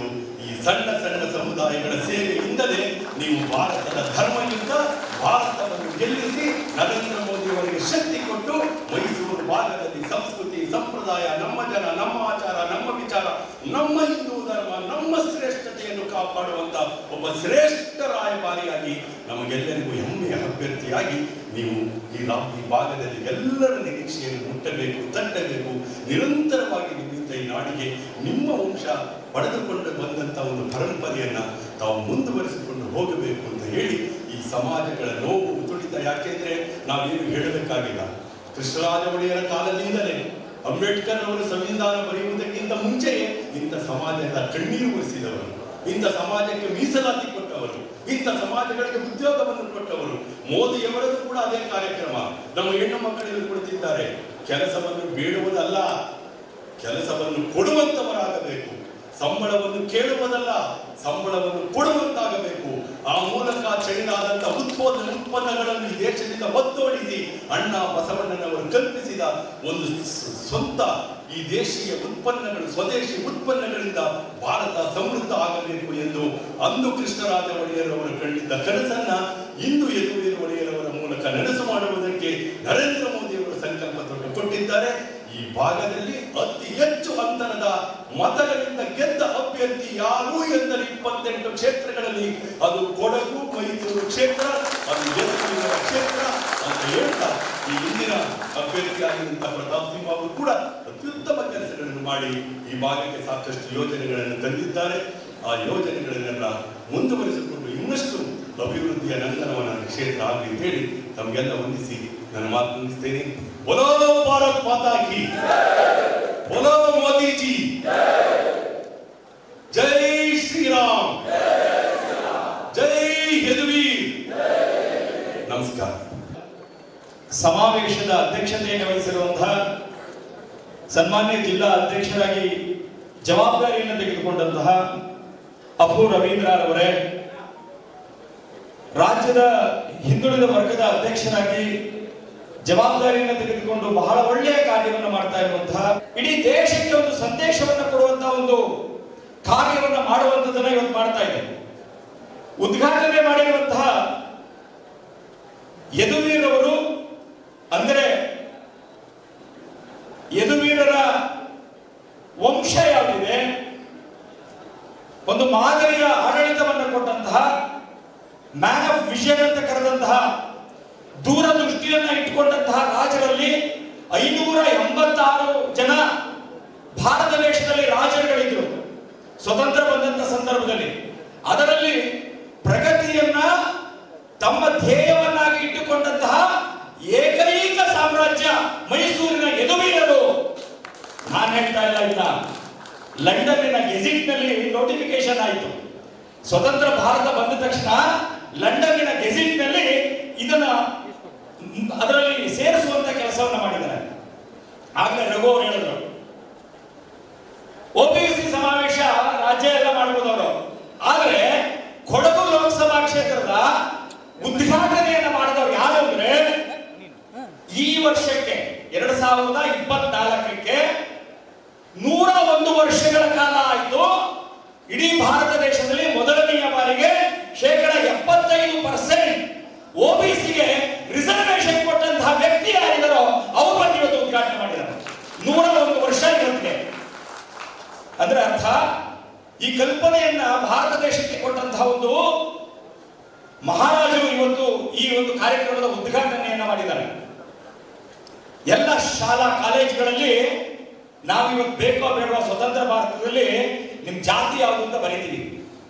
ಆದ್ರೆ ಮೊದಲನೆಯ ಗೆಜೆಟ್ ನೋಟಿಫಿಕೇಶನ್ ಆಗಿದ್ದು ಮೈಸೂರಿನ ಸಂಸ್ಥಾನದಲ್ಲಿ ಶಾಲೆಗೆ ಸೇರುವಂತ ಸಮಯದಲ್ಲಿ ಯಾರು ಯಾವುದೇ ಜಾತಿಯನ್ನ ಬರೀಬಾರದು ಅಂತ ಹೇಳಿ ಮೊದಲನೇ ಗೆಜೆಟ್ ಆಗಿದ್ದು ಅವರ ವಂಶಸ್ಥರಿಂದ. ಅಂದ್ರೆ ಜಾತಿಯ ವ್ಯವಸ್ಥೆಯಿಂದ ದೂರ ಆಗಬೇಕನ್ನುವಂತಹ ಒಂದು ಕಲ್ಪನೆಯನ್ನ ಕೊಟ್ಟಂತಹ ಒಂದು ಕುಟುಂಬ. ಎರಡನೇದು, ಕೊಡಗಿಗೂ ಆ ಸಂಸ್ಥಾನಕ್ಕೂ ಏನ್ ಸಂಬಂಧ? ಕಾವೇರಿ ಅಂದ್ರೆ ಕೊಡಗಿನ ಜನ ನಮ್ಮಮ್ಮನನ್ನ ಹೇಗೆ ಪ್ರೀತಿಸ್ತಾರೋ ಹಾಗೆ ತಾಯಿ ಕಾವೇರಿಯನ್ನ ಎಲ್ಲರೂ ಪ್ರೀತಿಸುವಂತವ್ರೆ, ಭಕ್ತಿಯಿಂದ ಪ್ರೀತಿಸ್ತಾರೆ. ಕಾವೇರಿಯ ತೀರ್ಥದಲ್ಲಿ ತೀರ್ಥವನ್ನು ತೆಗೆದುಕೊಳ್ಳೋದು ಅಂದ್ರೆ ಒಂದು ಶ್ರದ್ಧೆಯ ಕೆಲಸ. ಹಾಗೆ ತಾಯಿ ಕಾವೇರಿಯನ್ನ ನಿಮ್ಮಿಂದ ಅಗಸ್ತ್ಯ ಮುನಿಗಳು ಬಂದು ಇಲ್ಲಿಂದ ಕಳಿಸಿಕೊಟ್ರು. ಈ ಶ್ರದ್ಧಾ ಭೂಮಿಯಿಂದ ಆ ತಾಯಿ ಕಾವೇರಿಯನ್ನ ಶ್ರದ್ಧೆಯಿಂದ ವಾಣಿವಿಲಾಸ ಅಣೆಕಟ್ಟಿನ ಮೂಲಕವಾಗಿ ಅದನ್ನ ಜನಸಾಮಾನ್ಯರಿಗೆ ಕೊಡುವಂತಹ, ಕುಡಿಯುವ ನೀರಿನ ವ್ಯವಸ್ಥೆಗಳಿಗೆ ಕೊಡುವಂತಹ ಕೆಲಸವನ್ನ ಮಾಡಿದಂಥದ್ದು ಆ ಮನೆ ಮನೆತನ ಮೊದಲನೇದು. ಎರಡನೇದಾಗಲೇ ರಘು ಅವರು ಹೇಳಿದ್ರು, KRS ನಿರ್ಮಾಣ ಮಾಡೋ ಮುಖಾಂತರದಲ್ಲಿ 1,20,000 ಎಕರೆ ಪ್ರದೇಶಕ್ಕೆ ನೀರಾವರಿಯನ್ನು ಕೊಡುವಂತ ಒಂದು ದೊಡ್ಡ ಕೆಲಸವನ್ನ ಮಾಡದಂತ ಒಂದು ಕುಟುಂಬ. ಅಂದ್ರೆ ತಾಯಿ ಕಾವೇರಿಗೂ ರಾಜವಂಶಸ್ಥರಿಗೂ ಯಾವ ರೀತಿಯಾದಂತ ಸಂಬಂಧ ಇದೆ ಅಂತ ಒಂದ್ಸಲ ಯೋಚನೆ ಮಾಡೋಣ. ತಾಯಿ ಚಾಮುಂಡೇಶ್ವರಿಯನ್ನ ಹೇಗೆ ಆರಾಧನೆ ಮಾಡ್ತಾರೋ ಅದೇ ರೀತಿ ತಾಯಿ ಕಾವೇರಿಯನ್ನ ಪೂಜೆ ಮಾಡುವಂತಹ ಯಾವ್ದಾದ್ರು ಕುಟುಂಬ ಇದ್ರೆ ಅದು ಯದುವೀರರ ಕುಟುಂಬ ಅಂತ ಹೇಳಿಕೆ ನಮ್ಗೆ ಆನಂದವನ್ನ ಪಡ್ತೇವೆ ಬಂಧುಗಳೇ. ಇದೇ ಕೊಡಗುಗೂ ಮತ್ತು ಸಂಸ್ಥಾನಕ್ಕೂ ಇರುವಂತಹ ಸಂಬಂಧಗಳು. ಇನ್ನೊಂದು, ಕೊಡಗಿನ ಕಾಫಿ ಇಡೀ ವಿಶ್ವಕ್ಕೆ ತನ್ನದೇ ಆದಂತಹ ಪಸರಿಸುವಂತ ವ್ಯವಸ್ಥೆ ಆಗ್ತಾ ಇದೆ. ಈ ವರ್ಷ ಅಂತೂ ಬಹಳ ವರ್ಷಗಳ ಕಾಲದಿಂದ, ಒಂದು 20 ವರ್ಷಗಳ ಕಾಲದಕ್ಕಿಂತಲೂ ಕೂಡ ಹಿಂದಕ್ಕೆ ಹೋಲಿಸ್ಕೊಂಡಾಗ ಈ ವರ್ಷ ಬಂಪರ್ ಕ್ರಾಪ್ ಬರ್ತಾ ಇದೆ ಅನ್ನುವಂತ ಆಸೆ ನಮ್ಮೆಲ್ಲರಿಗೂ ಕೂಡ ಇದೆ, ತಾಯಿ ಕಾವೇರಿಯ ಮಾತೆಯ ಆಶೀರ್ವಾದದಿಂದ.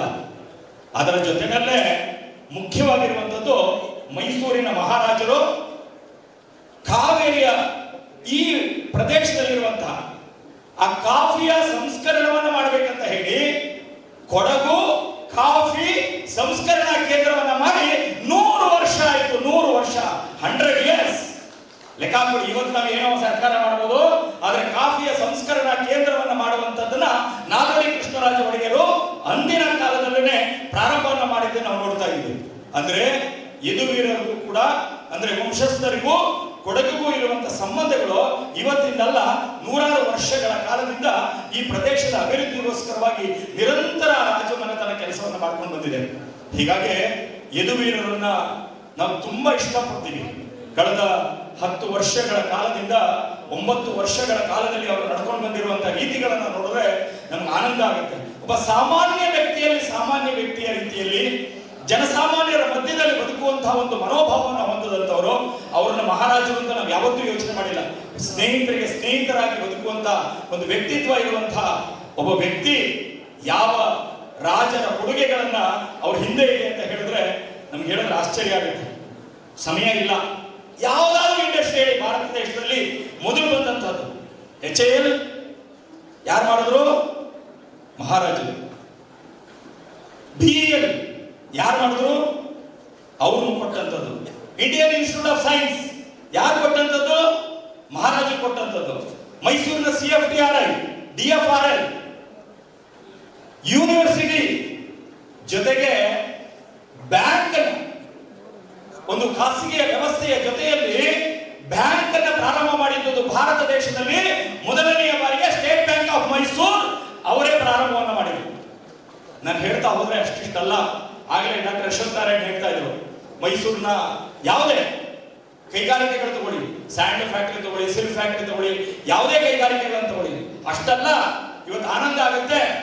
ಭಾರತ ಏಷ್ಯಾ ಖಂಡದಲ್ಲೇ ಮೊದಲನೆಯ ಎಲೆಕ್ಟ್ರಿಸಿಟಿಯನ್ನ ತಯಾರು ಮಾಡಿದ್ದು 1903ರಲ್ಲಿ. ಯಾರು ಅಂದ್ರೆ ಇವರ ಪೂರ್ವಜರಾದಂತಹ ನಾಲ್ವಡಿ ಕೃಷ್ಣರಾಜ ಒಡೆಯರ್ ಅಂತ ಹೇಳಿಕೆ ಆನಂದವನ್ನ ಪಡ್ತೇವೆ. Longest transmission line in the world, ಪ್ರಪಂಚದಲ್ಲಿ ಅದು ಶಿಂಷಾದಿಂದ KGF ವರೆಗೆ ಲಾಂಗೆಸ್ಟ್ ಟ್ರಾನ್ಸ್ಮಿಷನ್ ಲೈನ್. ಇನ್ನು ಎಷ್ಟು ಹೇಳಬೇಕು ನಾವು? ಈ ವಿಶ್ವಕ್ಕೆ ಕೊಟ್ಟಂತಹ ದೊಡ್ಡ ಒಂದು ಕೊಡುಗೆಗಳನ್ನ ಪಟ್ಟಿ ಮಾಡ್ತಾ ಹೋದ್ರೆ ಅಷ್ಟಿಷ್ಟಲ್ಲ. ನಾನು ಶಾಸಕನಾಗಿದ್ದಾಗ ತಿಂಗಳಿಗೊಂದ್ಸಲ ಶನಿವಾರದಲ್ಲಿ ನನ್ನ ಶಾಲೆಗಳಿಗೆ ಹೋಗುವಂಥದ್ದು ನನ್ನ ಪದ್ಧತಿ. ಮಕ್ಕಳ ಜೊತೆ ಇಂಟ್ರಾಕ್ಷನ್ ಮಾಡುವಾಗ ಯಾರ್ಯಾರ ಅಚೀವ್ಮೆಂಟ್ ಏನು ಹೇಳಿದ್ರೆ ಬಹುತೇಕ 90% ಮಹಾರಾಜರ ಒಂದು ಅಚೀವ್ಮೆಂಟ್ ಬಗ್ಗೆ ಹೇಳ್ತಾ ಇದ್ರು.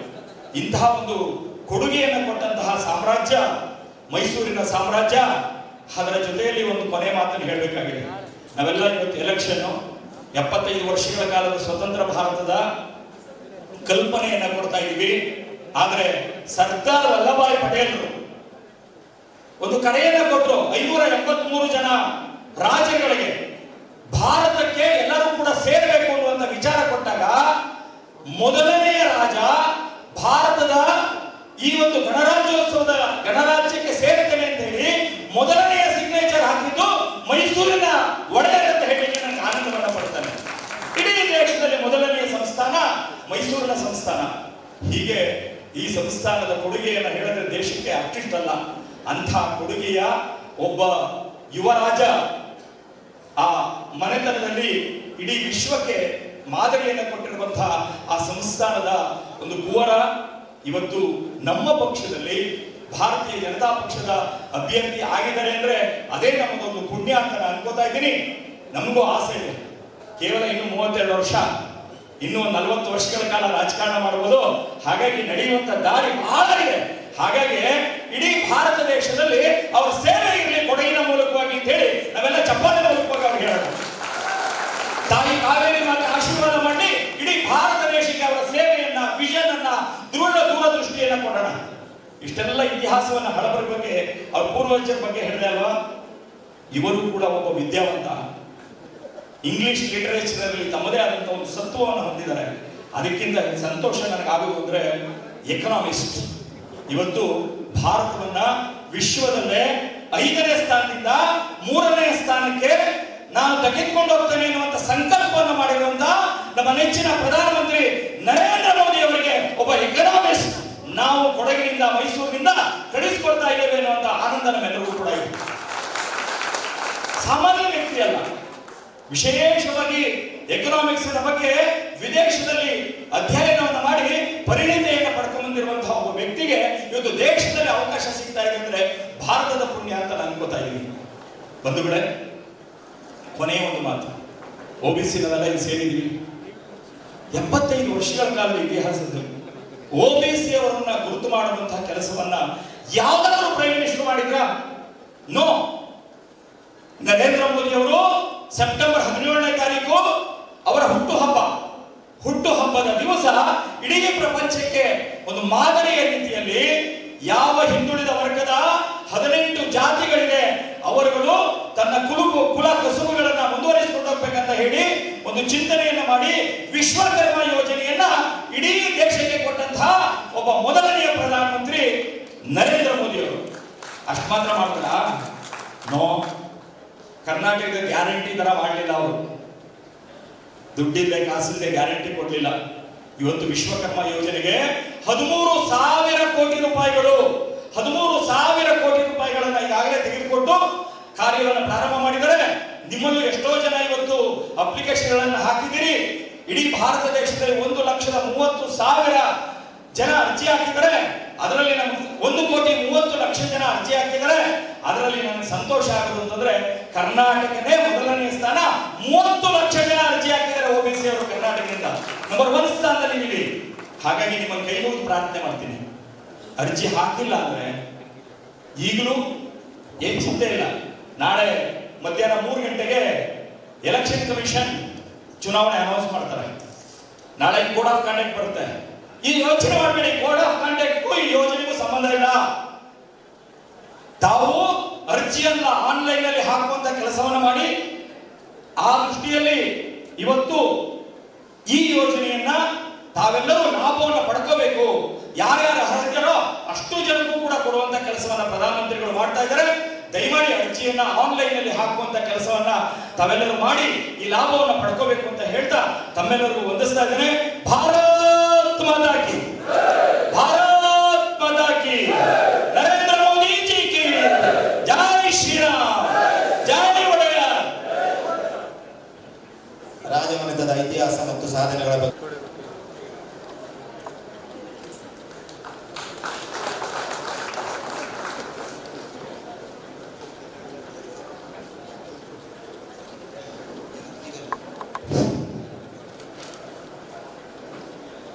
ವೀರ ಪರಂಪರೆಯ ನಾಡು ಕೂಡ ಕೊಡಗು. ಪ್ರಜಾತಂತ್ರ ವ್ಯವಸ್ಥೆಯಲ್ಲಿ ಚುನಾವಣೆ ಒಂದು ಯುದ್ಧ ಆಗಿದ ಕಾರಣ ಸರ್ ಸ್ವಲ್ಪ ವೈಟ್ ಸರ್ ಸರ್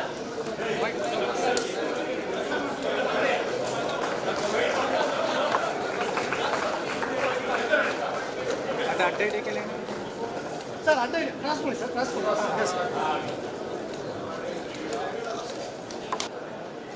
ಜಿಲ್ಲಾಧ್ಯಕ್ಷರ ಪದಾಗ್ರಹಣ ಹಾಗೆ ಸಮಾವೇಶವನ್ನು ಏರ್ಪಡಿಸಲಾಗಿದೆ.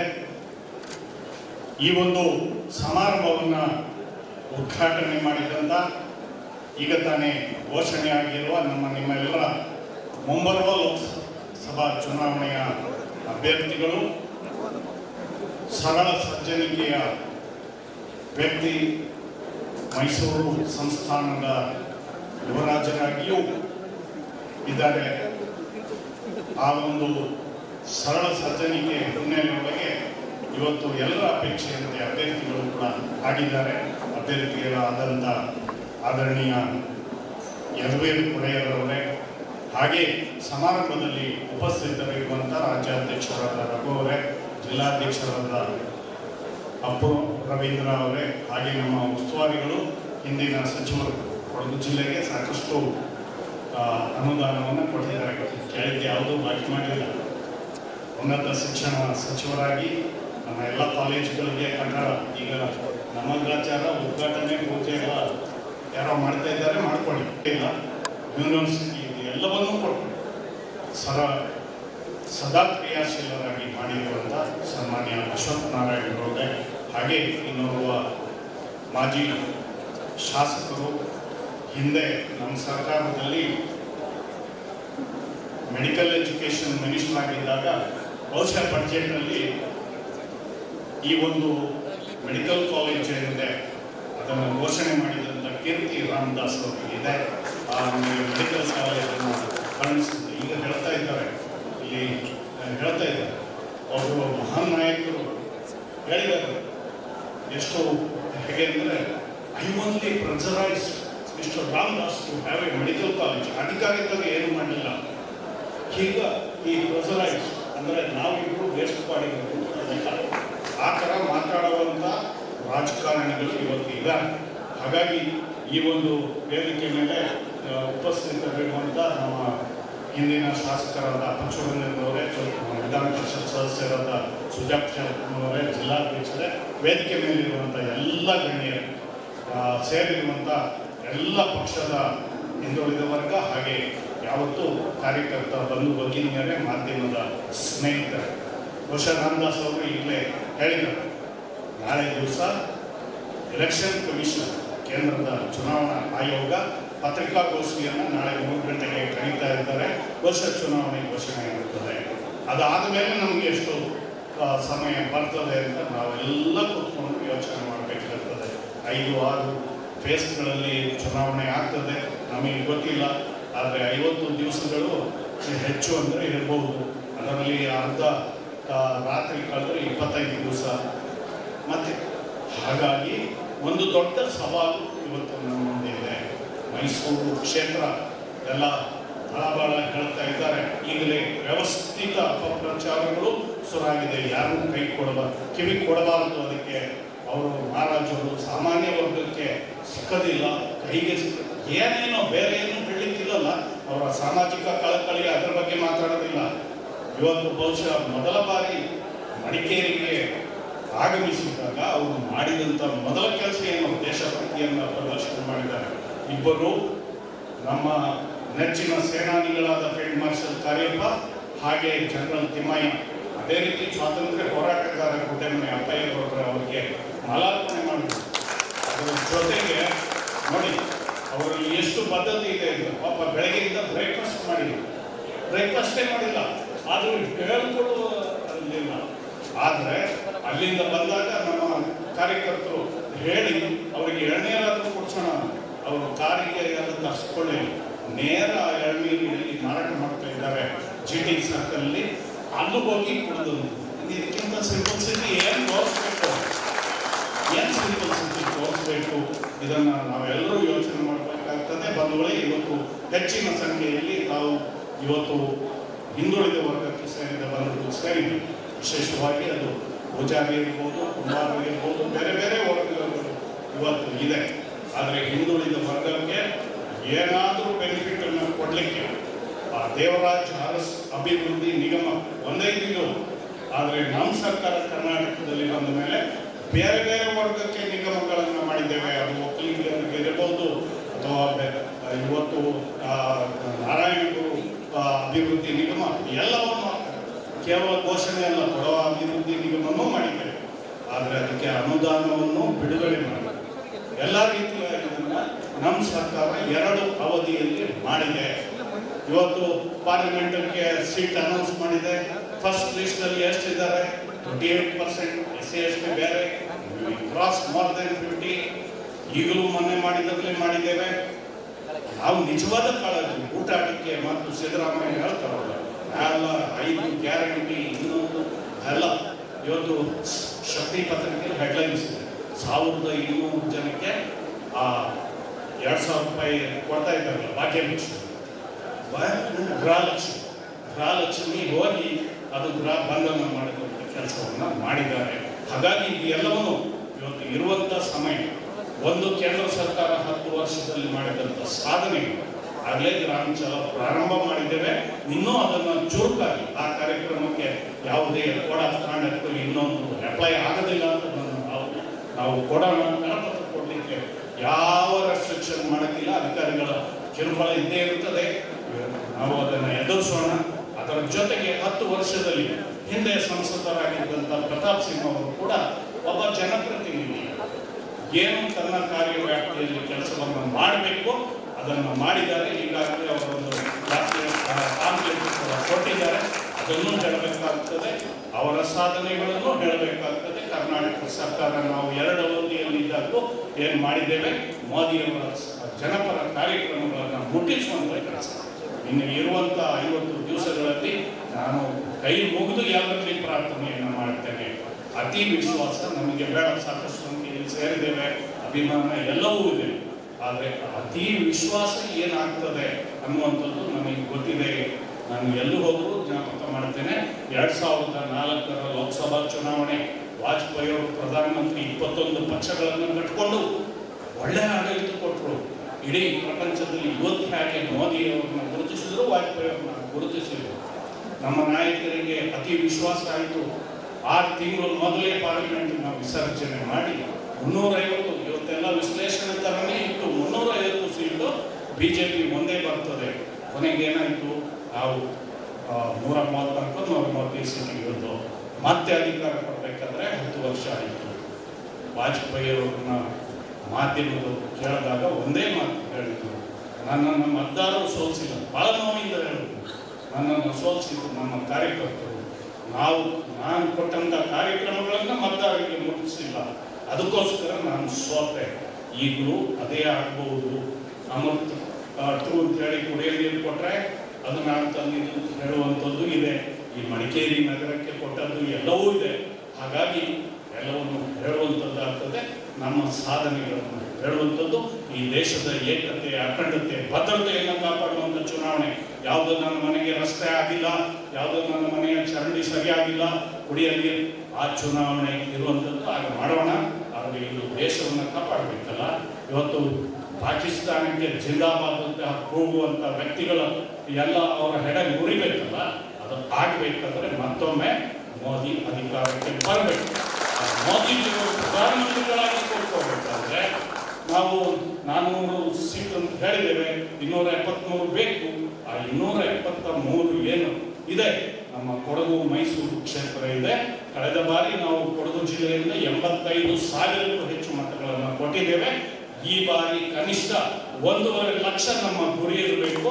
1.5 ಲಕ್ಷ ಲೀಡ್ ಕೊಟ್ಟು, ಕಳೆದ ಬಾರಿ ಪ್ರತಾಪ್ ಸಿಂಹ ಅವರು 1,35,000ರಲ್ಲಿ ಗೆದ್ದಿದ್ದಾರೆ. ಈ ಬಾರಿ ಅವರು 2-3 ಲಕ್ಷಕ್ಕೂ ಹೆಚ್ಚು ಅಂತರದಿಂದ ಗೆಲ್ಲುವಂತ ಪ್ರಯತ್ನ ನಾವೆಲ್ಲರೂ ಮಾಡಬೇಕು. ನಾವು ಮನಸ್ಸು ಮಾಡಿದ್ರೆ ಏನು ಕಷ್ಟ ಇಲ್ಲ. ಬಿಜೆಪಿಯವರು ಮನಸ್ಸು ಮಾಡಿದ್ರೆ ಏನು ಮಾಡ್ತಾರೆ. ಕೊಡಗು ಜಿಲ್ಲೆಯಲ್ಲಿ ನನ್ನ ಅನುಭವದಿಂದ ಹೇಳ್ತಾ ಇದ್ದೇನೆ, ಮಾಡಿ ಖಂಡಿತ ದೇವರ ಆಶೀರ್ವಾದ ನಮ್ಮ ಮೇಲೆ ಇದೆ. ನಾವು ದೇವರನ್ನೇ ನಮಗೆ ಕೆಲಸ ಮಾಡುವವರು.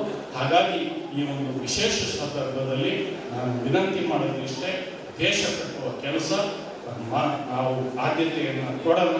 ಆ ಮೂಲಕ ಮತ್ತೊಮ್ಮೆ ಕೊಡಗು ಜಿಲ್ಲೆ ಬಿಜೆಪಿಯ ಭದ್ರ ಕೋಟೆ ಅನ್ನುವಂಥದ್ದನ್ನು ವಿಧಾನಸಭೆಯಲ್ಲಿ ಒಂದು ಸ್ವಲ್ಪ ಹೆಚ್ಚು ಕಮ್ಮಿ ಆಗಿಲ್ಲ. ನಮಗೆ ಸಿಕ್ಕಿದ ಓಟೇನು ಅವರಿಗಿಂತ ಕಡಿಮೆ ಆಗಿಲ್ಲ, ಅದು ಬೇರೆ.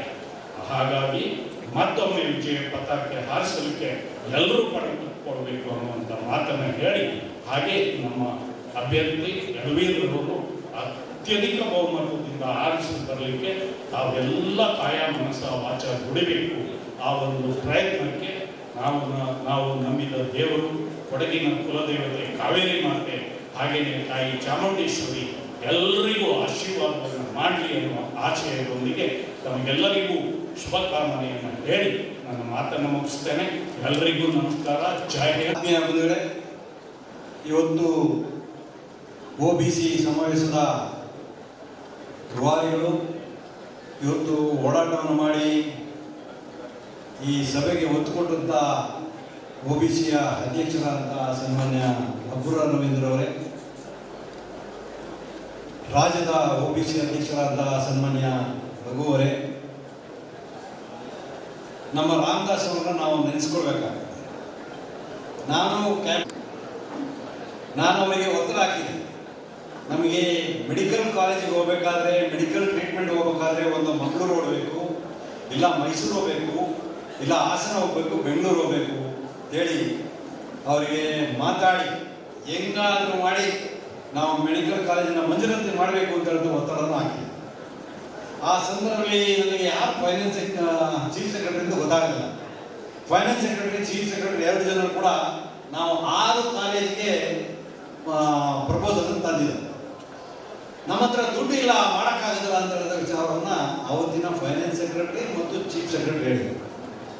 ಆದರೂ ಕೂಡ ನಾವು 2 ಜನ ಮಾತಾಡಿಕೊಂಡು, ಅದರ ಜೊತೆಗೆ ಸನ್ಮಾನ್ಯ ಜಗದೀಶ್ ಶೆಟ್ಟರ್ಗೂ ಮಾತಾಡಿಕೊಂಡು ಫೈನಾನ್ಸನ್ನು ಒದಗಿಸಿಕೊಡುವಂಥ ಕೆಲಸವನ್ನು ಫೈನಾನ್ಸ್ ಸೆಕ್ರೆಟರಿ ಮಾಡಬೇಕಾಗ್ತದೆ, ನಮ್ಮ ಕ್ಯಾಬಿನೆಟ್ನ ಆದೇಶವನ್ನು ಅವರು ಪಾಲನೆ ಮಾಡಬೇಕಾಗ್ತದೆ ತಾಕೀತು ಕೊಟ್ಟು ಅವತ್ತು 5 RO ಮೆಡಿಕಲ್ ಕಾಲೇಜನ್ನು ನಾವು ಮಂಜೂರಾತಿಯನ್ನು ಮಾಡಿದೆವು. ಅದು ಕೂಡ ಕೊಡೋದು ಒಂದು ಬೋಪೇನವರು ಮಾತಾಡಿ ಹೇಳಿದ್ರು, ಈ ಮೆಡಿಕಲ್ ಕಾಲೇಜಲ್ಲಿ ಈಗ ಬೇಡಪ್ಪ, ಯಾರು ಯಾವುದೋ ಹೊರಗಡೆ ಬಂದು ಓದ್ತಾರೆ ಅಂತ ಹೇಳುವಂಥ ವಿಚಾರವನ್ನು ಕೂಡ ಇಲ್ಲಿ ಇದ್ದಂಥವರು ಹಲವಾರು ಮಂತ್ರಿಗಳು ಕೂಡ ಹೇಳಿದ್ರು, ನಾವು ಕೇಳಿದ್ವಿ. ಅಂಥ ಸಂದರ್ಭದಲ್ಲಿ ನಮಗೊಂದು ಮೆಡಿಕಲ್ ಕಾಲೇಜಿಗೆ ಮಂಜೂರಾತಿ ಅಂತ ಕೊಟ್ಟಂಥ ಸನ್ಮಾನ್ಯ ರಾಮದಾಸ್ ಅವರಿಗೆ ನನ್ನ ಅನಂತ ಧನ್ಯವಾದಗಳನ್ನು ಕೂಡ ಅರ್ಪಿಸ್ತೇನೆ, ಸ್ವಾಗತವನ್ನು. ಅದರ ಜೊತೆಗೆ ನಮ್ಮ ಹೈಯರ್ ಎಜುಕೇಷನ್ ಮಿನಿಸ್ಟರ್ ಆಗಿ ಸನ್ಮಾನ್ಯ ಅಶ್ವಥ್ ನಾರಾಯಣ ಅವರು ಉಪಮುಖ್ಯಮಂತ್ರಿಗಳಾಗಿ ನಾನು ಯಾವುದು ಕೇಳಿದ್ರು ಕೂಡ ಇಲ್ಲ ಅಂತ ಹೇಳಿ ನನ್ನ ಕ್ಷೇತ್ರಕ್ಕೆ ಹೆಚ್ಚು ಅನುದಾನವನ್ನು ಕೊಡುವಂಥ ಕೆಲಸವನ್ನು ಮಾಡಿದ್ದಾರೆ. 2 ಕಾಲೇಜುಗಳು ಮಡಿಕೇರಿಯಲ್ಲಿ ಯಾವುದಾವುದೋ ಬಿಲ್ಡಿಂಗಲ್ಲಿ ನಾವು ನಡೆಸ್ತಾ ಇದ್ದೇವೆ. 2ಕ್ಕೂ ಕೂಡ 5 ಕೋಟಿ ರೂಪಾಯಿನ ಕೊಟ್ಟು ಸ್ಯಾಂಕ್ಷನ್ ಅನ್ನು ಕೊಡಿಸಂತ ಕೀರ್ತಿ. ಅದರ ಜೊತೆಗೆ ಇಂಜಿನಿಯರಿಂಗ್ ಕಾಲೇಜು ಕೂಡ ಏನು BCM ಹಾಸ್ಟೆಲ್ ಮತ್ತು ಗರ್ಲ್ಸ್ ಹಾಸ್ಟೆಲ್, ಅದರ ಜೊತೆಗೆ ನಮ್ಮ ಕುಶಾಲನಗರ ಕಾಲೇಜು ಒಟ್ಟು ಸೇರಿ ನನಗೆ ಸುಮಾರು ಒಂದು 50 ಕೋಟಿ ರೂಪಾಯಿನ ಮಂಜೂರಾತಿ ಮಾಡಿದ್ರಿಂದ ಇವತ್ತು ಕಟ್ಟಡಗಳು ಆಗ್ತಾ ಇದೆ. ನಿಮಗೂ ಕೂಡ ಧನ್ಯವಾದಗಳು, ಸ್ವಾಗತವನ್ನು ಬಯಸ್ತೀನಿ. ಅದೇ ರೀತಿ ಇವತ್ತು ನಮ್ಮ ಈ ಸಭೆಗೆ ಆಗಮಿಸಿರುವಂಥ ಸನ್ಮಾನ್ಯ MLC ಆದಂಥ ಸನ್ಮಾನ್ಯ ಸುಜೀವ್ ವಿಶಾಲಪ್ಪನವರೇ, ನಮ್ಮ ಮಾಜಿ ವಿಧಾನಸಭಾ ಅಧ್ಯಕ್ಷರು, ಮಾಜಿ ಶಾಸಕರಾದ ಸನ್ಮಾನ್ಯ ಬೋಪೇನವರೇ, ನಮ್ಮ ಸ್ಥಳೀಯ ಮಾಜಿ MLC ಆದಂಥ ಸುನೀಲ್ ಸುಬ್ರಹ್ಮಣ್ಯವರೇ, ಮಾಜಿ MLC ಆದಂಥ ಸನ್ಮಾನ್ಯ ಮೇನಪ್ಪನವರೇ, ಜಿಲ್ಲಾ ಈ ಸಂದರ್ಭದಲ್ಲಿ ನಾನು ಕೂಡ ಒಬ್ಬ ಅಭ್ಯರ್ಥಿಯಾಗಿ ಸ್ಪರ್ಧೆ ಮಾಡಲಿಕ್ಕೆ ನಾನು ಸೀಟ್ ಕೇಳಿದವು. ಡೆಲ್ಲಿ ತನಕ ಕೂಡ ನಮ್ಮ ಹೆಸರು ಹೋಗಿತ್ತು. ಆದರೂ ಕೂಡ ನಮ್ಮ ಚಿಂತನೆ ಏನು ಅಂತಂದರೆ, ಮೋದಿಜಿಯವರು ಮತ್ತೊಮ್ಮೆ ಪ್ರಧಾನಮಂತ್ರಿ ಆಗಬೇಕು, ಈ ಪ್ರಪಂಚದಲ್ಲಿ ಇನ್ನಷ್ಟು ಹೆಚ್ಚು ಹೆಸರನ್ನು, ನಮ್ಮ ದೇಶದ ಹೆಸರನ್ನ ಇಡೀ ಪ್ರಪಂಚದಲ್ಲಿ ಬರುವಂಥ ರೀತಿಯಲ್ಲಿ ಮಾಡಬೇಕು ಅಂತ ಉದ್ದೇಶವನ್ನು ನಾವೆಲ್ಲ ಹೊಂದಿದ್ದೇವೆ. ಏನೇ ಇದ್ರೂ ಕೂಡ ನಮಗೆ ಕಡೆಯದಾಗಿ ನಮ್ಮ ಮೈಸೂರು ಸಂಸ್ಥಾನದ ರಾಜರಾಗಿದ್ದಂಥವರು ಸನ್ಮಾನ್ಯ ಸೌಮ್ಯವರಾದಂಥ ಸನ್ಮಾನ್ಯ ಯದೂರವರು ನಮ್ಮ ಅಭ್ಯರ್ಥಿಯಾಗಿ ಇವತ್ತು ಡಿಕ್ಲೇರ್ ಆಗಿದೆ. ಅವರಿಗೆ ಕೂಡ ನಾನು ಸ್ವಾಗತವನ್ನು ಬಯಸುವುದರೊಂದಿಗೆ ಅದರ ಜೊತೆಗೆ ನಿಮ್ಮಲ್ಲಿ ವಿನಂತಿಯನ್ನು ಕೂಡ ಮಾಡ್ತೇನೆ. ನಾವು 89ರಿಂದ ಈಚೆಗೆ ನಾವು MP ಚುನಾವಣೆಯಲ್ಲಿ ಕೊಡಗು ಮಂಗಳೂರಿಗೆ ಸೇರಿದ್ದವು. 4 ಬಾರಿ ನಮ್ಮ ಧನಂಜಯ್ ಕುಮಾರ್ ಅವರನ್ನು ನಾವು ಗೆಲ್ಲಿಸಿದ್ದೇವೆ. ಅದಾದ ನಂತರ ಮೈಸೂರಿಗೆ ಸೇರಿದ ನಂತರ ನಾವು 2 ಬಾರಿ ಪ್ರತಾಪ್ ಸಿಂಹನ ಗೆಲ್ಲಿಸುವಂಥ ಕೆಲಸವನ್ನು ಕೂಡ ನಮ್ಮ ಪಕ್ಷದಿಂದ ಮಾಡಿದ್ದೇವೆ. ಎಲ್ಲ ಸಂದರ್ಭದಲ್ಲೂ ಕೂಡ ಕೊಡಗಿನಿಂದ ಲೀಡ್ ಕೊಡುವಂಥ ಕೆಲಸವನ್ನು ನಾವು ಮಾಡಿದ್ದೇವೆ. ಕೊಡಗಿನ ಜನ ಅಂತ ಹೇಳಿದ್ರೆ ರಾಷ್ಟ್ರದ ರಕ್ಷಣೆ ಹೋಗಿ ಮುಂದೆ ನಿಲ್ಲುವಂಥ ಜನ. ಒಬ್ಬರು ಮಾತಾಡ ಹೇಳಿದ್ರು, ಜನರಲ್ ಕಾರ್ಯಪ್ಪ, ಜನರಲ್ ತಿಮ್ಮಯ್ಯ, ಅದರ ಜೊತೆಗೆ ಲೆಫ್ಟಿನೆಂಟ್ ಜನರಲ್ಸ್ 22 ಜನರನ್ನ ಕೊಡಗಿನಿಂದ ರಕ್ಷಣೆಗೋಸ್ಕರವಾಗಿ ನಮ್ಮ ದೇಶದ ಕಾಯುವಿಚಾರಕ್ಕಾಗಿ ಒತ್ತು ಕೊಡುವಂಥ ಕೆಲಸವನ್ನ ಕೊಡಗಿನವರು ಮಾಡಿದ್ದಾರೆ. ಕೊಡಗಿನವರೆಲ್ಲರೂ ಕೂಡ ವೀರರು, ಅದರ ಜೊತೆಗೆ ಕ್ರೀಡಾಪಟುಗಳು ಕೂಡ ಅಷ್ಟೇ. 6 ಜನ ಇಂಡಿಯನ್ ಕ್ಯಾಪ್ಟನ್ ಅನ್ನು ಕೊಡುವಂತ ವ್ಯವಸ್ಥೆ ನಮ್ಮ ಕೊಡಗಿನಿಂದ ಆಗಿದೆ.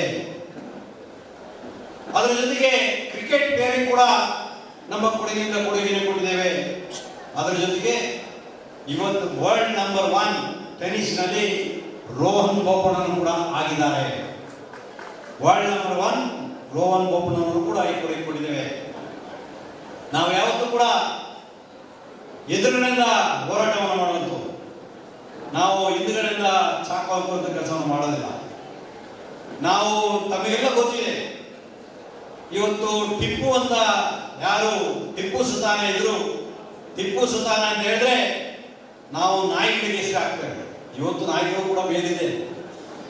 ಯಾಕೆಂದ್ರೆ ಮೋಸದಿಂದ 33 ಬಾರಿ ಬಂದು ಮೋಸದಿಂದ 30ನೇ ಬಾರಿಗೆ 33ನೇ ಬಾರಿಗೆ ನಾವೆಲ್ಲ ಕಾಂಪ್ರಮೈಸ್ ಮಾಡ್ಕೊಳ್ಳೋಣ ಅಂತೇಳಿ ಕರೆಸಿ ದ್ರೋಹದಿಂದ ಅವತ್ತು ನಮ್ಮ ಕೊಡಗಿನಿಂದ ಸುಮಾರು 10,000 ಜನರನ್ನ ನರಮೇಧ ಮಾಡುವಂಥ ಕೆಲಸವನ್ನ ಟಿಪ್ಪು ಸುಲ್ತಾನ್ ಮಾಡಿದರು.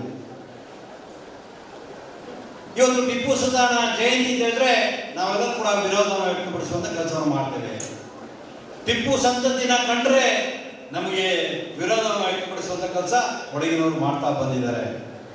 ಈ ರೀತಿಯಲ್ಲಿರುವಂತಹ ಕೊಡಗು ಜಿಲ್ಲೆಯಲ್ಲಿ ಇವತ್ತು ನಮಗೆ ಸೀಟ್ ಸಿಗಲು ವಂಚಿತರಾದರೂ ಕೂಡ ನಾವು ಹೇಳ್ತೇವೆ, ಈ ಕೊಡಗು ಜಿಲ್ಲೆಯಲ್ಲಿ ಮುಂದಿನ ದಿನಗಳಲ್ಲಿ ಚುನಾವಣೆಯಲ್ಲಿ 1 ಲಕ್ಷಕ್ಕಿಂತ ಹೆಚ್ಚು ಮತದಾನವನ್ನು ಕೊಟ್ಟು ನಾವು ನಿಮ್ಮನ್ನ ಗೆಲ್ಲಿಸುವಂತ ಕೆಲಸವನ್ನ ಮಾಡ್ತೇವೆ ಅಂತ ಹೇಳುವಂತ ಆಶ್ವಾಸನೆಯನ್ನು ಕೊಡುವಂತ ಕೆಲಸ ಕೂಡ ಮಾಡ್ತೇವೆ. ಆದರೆ ನಮ್ಮದೊಂದು ಸಣ್ಣ ಕಳಕಳಿ ಇದೆ, ವಿನಂತಿ ಕೂಡ ಇದೆ. ನಮ್ಮ ಜನಾಂಗದವರು, ನಮ್ಮ ಕೊಡಗಿನ ಜನತೆ ಬಂದಂತ ಸಂದರ್ಭದಲ್ಲಿ ಗೌರವದಿಂದ ಕಾಣುವಂಥ ವ್ಯವಸ್ಥೆ ಆಗಬೇಕು. ಮತ್ತೆ ನಿಮ್ಮ ಚುಕ್ಕಾಸು ಕೂಡ ನಮಗೆ ಬೇಡ, ಯಾರು ಬೇಕಾಗಿಲ್ಲ. ಗೌರವದಿಂದ ಕಾಣಬೇಕು. ನಮ್ಮ ಕಾರ್ಯಕರ್ತನ ಸರಿಯಾಗಿ ಮಾತಾಡಿಸುವಂಥ ವ್ಯವಸ್ಥೆ ಆಗಬೇಕು. ನಮ್ಮ ಕೊಡಗು ಜಿಲ್ಲೆಗೆ ಹೆಚ್ಚಿನ ಸವಲತ್ತು ನಿಮ್ಮ ಕೈಲಿ ಆಗುವಂಥದ್ದನ್ನು ನಾವು ಕೊಡಬೇಕು. ಮೊದಲನ್ನು ನಾವು ಕೇಳ್ತಾ ಇರಲಿಲ್ಲ. ನಾವು 2 ಜನ MLAಗಳಿದ್ದವು, MLCಗಳಿದ್ದವು. ನಾವು ಡೆವಲಪ್ಮೆಂಟ್ ಮಾಡಲಿಕ್ಕೆ ಸುಮಾರು 1,800 ಕೋಟಿ ರೂಪಾಯಿನ ಕಳೆದ ಸಾರಿ ನಾವು ನಮ್ಮ ಸರ್ಕಾರದಿಂದ ತಂದಿದ್ದೇವೆ. ಆದರೆ ಕೆಲವು ಸಂದರ್ಭದಲ್ಲಿ ನಮ್ಗೆ ಸ್ವಲ್ಪ ಬೇಸರ ಕೂಡ ಆಗ್ತದೆ. ಕೆಲವು ಸಂದರ್ಭದಲ್ಲಿ ನಮ್ಮ ಕೊಡಗಿನ ಜನತೆ ಹೋದಾಗ ಅವ್ರನ್ನ ಸರಿಯಾದ ರೀತಿಯಲ್ಲಿ ಮಾತಾಡಿಸದೆ, ಅವರಿಗೆ ಗೌರವ ಕೊಡದೇ ಇದ್ದಾಗ ನಮ್ಗೆ ಬೇಸರ ಕೂಡ ಆಗ್ತದೆ. ನಾನು 94ರಲ್ಲಿ ಇದ್ದಾಗ ನಾನು ಹೇಳ್ತಾ ಇದ್ದೆ, ನಾನು ಈ ಕ್ಷೇತ್ರದ ಮೊದಲ ಸೇವಕ ಅಂತೇಳಿ ದುಡಿತೇನೆ ಅಂತ ಹೇಳೋ ಮಾತನ್ನು ಹೇಳ್ತಾ ಇದ್ದೆ. ಸನ್ಮಾನ್ಯ ಮೋದಿಜಿಯವರು ಪ್ರಧಾನಮಂತ್ರಿ ಮಾಡಿರ್ತಾರೆ, ಅವರು ಕೂಡ ಹೇಳ್ತಾ ಇದ್ದಾರೆ, ನಾನು ಈ ದೇಶದ ಪ್ರಥಮ ಸೇವಕ ಅಂತ ಹೇಳುವಂಥ ವಿಚಾರವನ್ನ ಹೇಳಿ ದುಡಿಯುವಂಥ ಕೆಲಸವನ್ನು ಮಾಡ್ತೇವೆ ಅಂತ ಹೇಳುವಂಥ ವಿಚಾರವನ್ನು ಹೇಳ್ತಾ ಇದ್ದಾರೆ. ಅದೇ ರೀತಿ ಅವರು ನಡ್ಕೊಂಡದ್ದು ಕೂಡ ನಾವು ನೋಡಿದ್ದೇವೆ. ಹಾಗಾಗಿ ನಮ್ಮಲ್ಲಿ ನಮ್ಮ ವಿನಂತಿ ಇಷ್ಟೇ, ನಮ್ಮ ಮತದಾರರನ್ನ, ನಮ್ಮ ಕೊಡಗಿನ ಜನತೆಯನ್ನ ಗೌರವದಿಂದ ಕಾಣುವಂಥ ವ್ಯವಸ್ಥೆಯನ್ನು ಮಾಡಿ ಅಷ್ಟೇ ಸಾಕು. ನಮಗೆ ನಾವು ನಿಮ್ಮನ್ನ ಹೆಚ್ಚಿನ ಮತದಾನದಲ್ಲಿ ನಾವು ಗೆಲ್ಲಿಸುವಂಥ ವ್ಯವಸ್ಥೆಯನ್ನು ಮಾಡ್ತೇವೆ ಅಂತ ಆಶ್ವಾಸನೆ ಕೊಟ್ಟು ನಮ್ಮೆಲ್ಲರೂ ಕೂಡ ಮುಂದಿನ ದಿನಗಳಲ್ಲಿ ನಮ್ಮ ಎಲ್ಲ ಕೆಲಸವನ್ನು ಬದಿಗೊತ್ತಿ ತಾವೆಲ್ಲರೂ ಕೂಡ ನಾವೇನೋ ಶಾಸಕರು ಮಾಡಿದಂಥ ಡೆವಲಪ್ಮೆಂಟ್ಸನ್ನ ಮನೆ ಮನೆಗೆ ಹೇಳುವಂಥ ಕೆಲಸವನ್ನು ಮಾಡಬೇಕು. ಅದರ ಜೊತೆಗೆ ನಮ್ಮ ದೇಶದ ಪ್ರಧಾನಮಂತ್ರಿಯವರ ವಿಚಾರವನ್ನು ಕೂಡ ತಾವು ತಿಳಿಸುವಂಥ ವ್ಯವಸ್ಥೆಯನ್ನು ಮಾಡಬೇಕು. ನಮ್ಮ ಮಕ್ಕಳ 3 ಜನರು ಅಮೆರಿಕದಲ್ಲಿ ಇದ್ದಾರೆ. ಎಲ್ಲ ಸಂದರ್ಭ ಬಂದಾಗ ಅವ್ರು ಹೇಳ್ತಾರೆ, ನಾವೆಲ್ಲ ಮೊದಲು ಹೋದಾಗ ಸ್ಕ್ಯಾವೆಂಜರ್ಸ್ಗೂ ಕಡಿಮೆ ಅಂತ ಕಡಿಮೆ ಮಟ್ಟದಲ್ಲಿ ಇಂಡಿಯನ್ಸ್ ಅನ್ನ ಮಾತಾಡ್ತಾ ಇದ್ರು ಅಂತ. ಇವತ್ತು ಸನ್ಮಾನ್ಯ ಮೋದಿಜಿಯವರು ಪ್ರಧಾನಮಂತ್ರಿ ಆದ ನಂತರ ಇವತ್ತು ನಮಗೆ ಗೌರವ ಬಂದಿದೆ. ಇಂಡಿಯನ್ಸ್ ಅಂದ್ರೆ ನಿಮ್ಮ ದೇಶದ ಪ್ರಧಾನಮಂತ್ರಿಗಳು ಮೋದಿಜಿಯವರು ಆರ್ಥಿಕ ಪರಿಸ್ಥಿತಿನ ಯಾವ ರೀತಿ ತಂದಿದ್ದಾರೆ ಅನ್ನೋದನ್ನು ನಾವು ನೋಡಿದ್ದೇವೆ. ಒಂದು ಕಾಲದಲ್ಲಿ ನಾವು ಭಿಕ್ಷೆ ಬೇಡುವಂತ ರಾಷ್ಟ್ರ, ಇವತ್ತು ನಾವು ಭಿಕ್ಷೆ ಕೊಡುವಂತ ರಾಷ್ಟ್ರ. ನಾವು ಹಲವಾರು ದೇಶಗಳಿಗೆ ನಾವು ಕೂಡ ಸಾಲವನ್ನು ಕೊಡುವಂತ ವ್ಯವಸ್ಥೆ ಮಾಡ್ತಿದ್ದೆವು. ಆ ರೀತಿಯಲ್ಲಿ ಬೆಳೆಸಿದ್ದಾರೆ. ಆ ರೀತಿಯಲ್ಲಿ ಇರುವಂತಹ ನಮ್ಮ ದೇಶಕ್ಕೆ ನಮ್ಮ ಪ್ರಧಾನಮಂತ್ರಿಗಳು ಮೋದಿಜಿಯವರು ಆಗಬೇಕಾಗ್ತದೆ. ಅದಕ್ಕೆ ಕೈ ಎತ್ತಲಿಕ್ಕೆ ಇವರು ಕೂಡ ಒಬ್ಬರು ಲೋಕಸಭಾ ಸದಸ್ಯರಾಗಿ ಹೋಗಬೇಕಾಗ್ತದೆ. ಆ ನಿಟ್ಟಿನಲ್ಲಿ ನಾವು ಹಗಲಿರುಳು ಕೂಡ ದುಡಿತೇವೆ ಅಂತ ಹೇಳ್ತಾ ಮಾತನ್ನು ಹೇಳ್ತಾ ತಾವೆಲ್ಲರೂ ಕೂಡ ಸಹಕರಿಸಬೇಕು. ನಾವು 1 ಲಕ್ಷ ವೋಟ್ ಲೀಡನ್ನು ಕೊಡುವಂಥ ವ್ಯವಸ್ಥೆಯನ್ನು ನಾವು ಮಾಡಬೇಕು. ಅದಕ್ಕೆ ಕಟಿಬದ್ಧರಾಗಿರಬೇಕು. ಮನೆ ಮನೆ ಹೋಗುವಂಥ ವ್ಯವಸ್ಥೆಯನ್ನು ನಾವು ಮಾಡಬೇಕು. ಈಗಿನ ಸರ್ಕಾರದಲ್ಲಿ ಒಂದು ಚುಕ್ಕಾಸು ಕೂಡ ಹಣ ಬಂದಿಲ್ಲ. ಗುದ್ದಲಿ ಪೂಜೆ ಏನು ಮಾಡ್ತಾ ಇದ್ದಾರೆ ಅದೆಲ್ಲವೂ ಕೂಡ ನಾನು ಬೋಪಯ್ಯನವರು ಸ್ಯಾಂಕ್ಷನ್ ಮಾಡಿದ ಹಣದಲ್ಲೇ ಗುದ್ದಲಿ ಪೂಜೆಯನ್ನು ಮಾಡ್ತಾ ಇದ್ದಾರೆ. ನಾವು ತಿಳ್ಕೊಳ್ಬೇಕಾಗ್ತದೆ. ಮೊನ್ನೆ ಯಾವುದೋ ಒಂದು ಟೆಂಡರ್ ಕರೆದನ್ನು ನಾನು ನೋಡಿದ್ದೇನೆ. ಆ ಟೆಂಡರ್ ಕರೆದಿದ್ದು ಯಾವ್ದು ಅಂತ ಹೇಳಿದ್ರೆ ಯಾರಿಗೆ ಕಾಂಟ್ರಾಕ್ಟ್ಸ್ಗಳು ಬಿಲೋ ಹಾಕಿರ್ತಾರೆ ಅಲ್ಲೇನು ಉಳಿಕೆ ಹಣದಲ್ಲಿ ಅದರಲ್ಲಿ ಟೆಂಡರ್ ಕರೆಯುವಂತ ವ್ಯವಸ್ಥೆ ಮಾಡಿದ್ದಾರೆ. ನೀವು ಉತ್ತರವನ್ನು ಕೊಡುವಂತ ಕೆಲಸವನ್ನು ಮಾಡಬೇಕಾಗ್ತದೆ. ಉಳಿಕೆ ಹಣದಲ್ಲಿ ಮಾತ್ರ. ಅದು ಬಿಟ್ಟು ಈಗಿನ ಸರ್ಕಾರದಲ್ಲಿ ಒಂದು ಚುಕ್ಕಾಸು ಕೂಡ ಬಂದಿಲ್ಲ. ಅದನ್ನು ಹೇಳಬೇಕಾಗ್ತದೆ. ಇವತ್ತು ಎಷ್ಟರ ಮಟ್ಟಿಗೆ ಆಗಿದೆ ಅಂತ ಹೇಳಿದ್ರೆ ರೋಡಿನಲ್ಲಿ ಗುಂಡಿ ಮುಚ್ಚುವ ಕೆಲಸ ಆಗ್ತಾ ಇಲ್ಲ. ಅದರ ಜೊತೆಗೆ ನಮ್ಮ ಸೈಡಿಗೆ ಬಂದಂತ ಕಾಡನ್ನು ಕೂಡ ಕ್ಲಿಯರ್ ಮಾಡಲಿಕ್ಕೆ ಈ ಸರ್ಕಾರದಲ್ಲಿ ಹಣ ಇಲ್ಲ. ಕಾಂಟ್ರಾಕ್ಟ್ಸ್ಗಳು ನಮಗೆ ದುಡ್ಡು ಬಂದಿಲ್ಲ ಅಂತ ಹೇಳುವ ವಿಚಾರವನ್ನು ಹೇಳ್ತಾ ಇದ್ದಾರೆ. ಸುಮಾರು ನಮ್ಮ ಜಿಲ್ಲೆಗೆ 60 ಕೋಟಿ ರೂಪಾಯಿ ಹಣ ಬರಬೇಕಾಗಿದೆ. 60 ಕೋಟಿ ರೂಪಾಯಿ ಹಣ ಬರಬೇಕಾಗಿದೆ. ಆದರೆ ನಮ್ಮ ಸರ್ಕಾರ ಇರ್ಬೇಕಾದ್ರೆ ನಾವು 30 ಕೋಟಿ ಯಾವಾಗ ಬಂತು ಅಂತ ಹೇಳಿದ್ರೆ ನಾನು ಬೋಪಯ್ಯನವರು ಹೋಗಿ ಅಲ್ಲಿಯ PWD ಸೆಕ್ರೆಟರಿ ಫೈನಾನ್ಸ್ ಸೆಕ್ರೆಟರಿ ಮಾತಾಡಿ 20 ಕೋಟಿ ಬಿಡುಗಡೆ ಮಾಡುವಂತ ಕೆಲಸವನ್ನು ಮಾಡಿ ಕೆಲಸ ಮಾಡಿಸುವಂತ ಕೆಲಸವನ್ನು ನಾವು ಮಾಡ್ತಾ ಇದ್ದೆವು. ಅದನ್ನು ಜನರಿಗೆ ತಿಳಿಸುವಂತ ಕೆಲಸವನ್ನು ಮಾಡಬೇಕು. ಇವತ್ತು ಒಂದು ಕಾಲದಲ್ಲಿ ಸಿದ್ದರಾಮಯ್ಯ ಅನ್ನದಾತ ಅಂತ ಹೇಳುವಂತ ವಿಚಾರವನ್ನ ಪಬ್ಲಿಷ್ ಮಾಡ್ತಾ ಇದ್ರು, ಪ್ರಚಾರ ಮಾಡ್ತಾ ಇದ್ರು. ಅಲ್ಲಿ ಸಿದ್ದರಾಮಯ್ಯನ ಫೋಟೋನ ಹಾಕ್ತಿದ್ರು. ಇವತ್ತು ತಾವು ನೋಡಿದಿರ ಕೇಂದ್ರ ಸರ್ಕಾರದಿಂದ ಬರುವಂತ ಅಕ್ಕಿಗೆ ಅವರು ಫೋಟೋನ ಹಾಕ್ತಿದ್ರು. ಈಗ ನರೇಂದ್ರ ಮೋದಿಜಿಯವರ ಫೋಟೋವನ್ನು ಹಾಕಿ ಕೊಟ್ಟದರಿಂದ ಇವತ್ತು ಎಲ್ಲ ಕಾರ್ಮಿಕರಿಗೆ ಗೊತ್ತಾಗಿದೆ ಇದು ಸೆಂಟ್ರಲ್ ಗವರ್ಮೆಂಟಿನ ಏನು ಕೊಡುವಂತ ಅಕ್ಕಿ ಇದೆ BPL ಕಾರ್ಡ್ಗೆ ಕೇಂದ್ರ ಸರ್ಕಾರದಿಂದ ತಿಳಿದಿದೆ. ಈ ರೀತಿಯಲ್ಲಿ ಒಂದು ರೀತಿಯಲ್ಲಿ ವಂಚನೆ ಮಾಡುವಂತ ಕೆಲಸವನ್ನು ಕೂಡ ಮಾಡ್ತಾ ಇದ್ರು. ನಮ್ಮ ಕೊಡಗು ಜಿಲ್ಲೆಯಲ್ಲಿ 1,01,224 BPL ಕಾರ್ಡ್ಗಳಿವೆ. ನಾವು ಹೇಳ್ಬೇಕಾಗ್ತದೆ ನಿಮ್ಮ ಬಿಟ್ಟಿ ಭಾಗ್ಯನ ನಮಗೆ ಕೊಟ್ಟರು ಕೆಲವು ಜನರಿಗೆ ಕೊಡಲಿಲ್ಲ, ಕರೆಂಟ್ ಕೆಲವು ಜನರಿಗೆ ಕೊಟ್ಟರು ಅದು ಕೆಲವು ಜನರಿಗೆ ಕೊಡಲಿಲ್ಲ. ಹಾಗಾಗಿ ಇವರು ಯಾವುದೇ ಸ್ಕೀಮ್ಗಳು ಕೂಡ ಇವತ್ತು ಕೆಳ ಹಂತಕ್ಕೆ ತಲುಪುವಂತ ಕೆಲಸ ಆಗಲಿಲ್ಲ. ತಾವೆಲ್ಲರೂ ಕೂಡ ಅದನ್ನ ಪ್ರಚಾರ ಮಾಡುವಂತ ಸಂದರ್ಭದಲ್ಲಿ ನೀವು ಹೇಳಬೇಕಾಗ್ತದೆ. ನಮಗೆ ಇನ್ನು ಯಾವುದೇ ಕಾರ್ಯಕ್ರಮ ಸಿಗಲಿ, ಅದು ಮದುವೆ ಆಗಲಿ, ಅದರ ಜೊತೆಗೆ ಏನಾದರೂ ನಾಮಕರಣ ಆಗಲಿ, ಅದು ಎಂಗೇಜ್ಮೆಂಟ್ ಆಗಲಿ, ನಾವು ಬಿಜೆಪಿ ತಾವರೆ ಅಂತ ಹೇಳುವಂತ ವಿಚಾರವನ್ನು ಹೇಳಬೇಕು. ಕಮಲ ಅಂತ ಹೇಳಬೇಕು.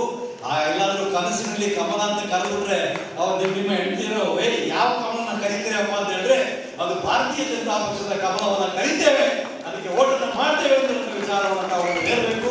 ಬಿಜೆಪಿಯನ್ನು ಗೆಲ್ಲಿಸಬೇಕು ಒಂದು ವಿನಂತಿ ಮಾಡಿ ನನ್ನ ಮಾತು ಮುಗಿಸ್ತೇನೆ.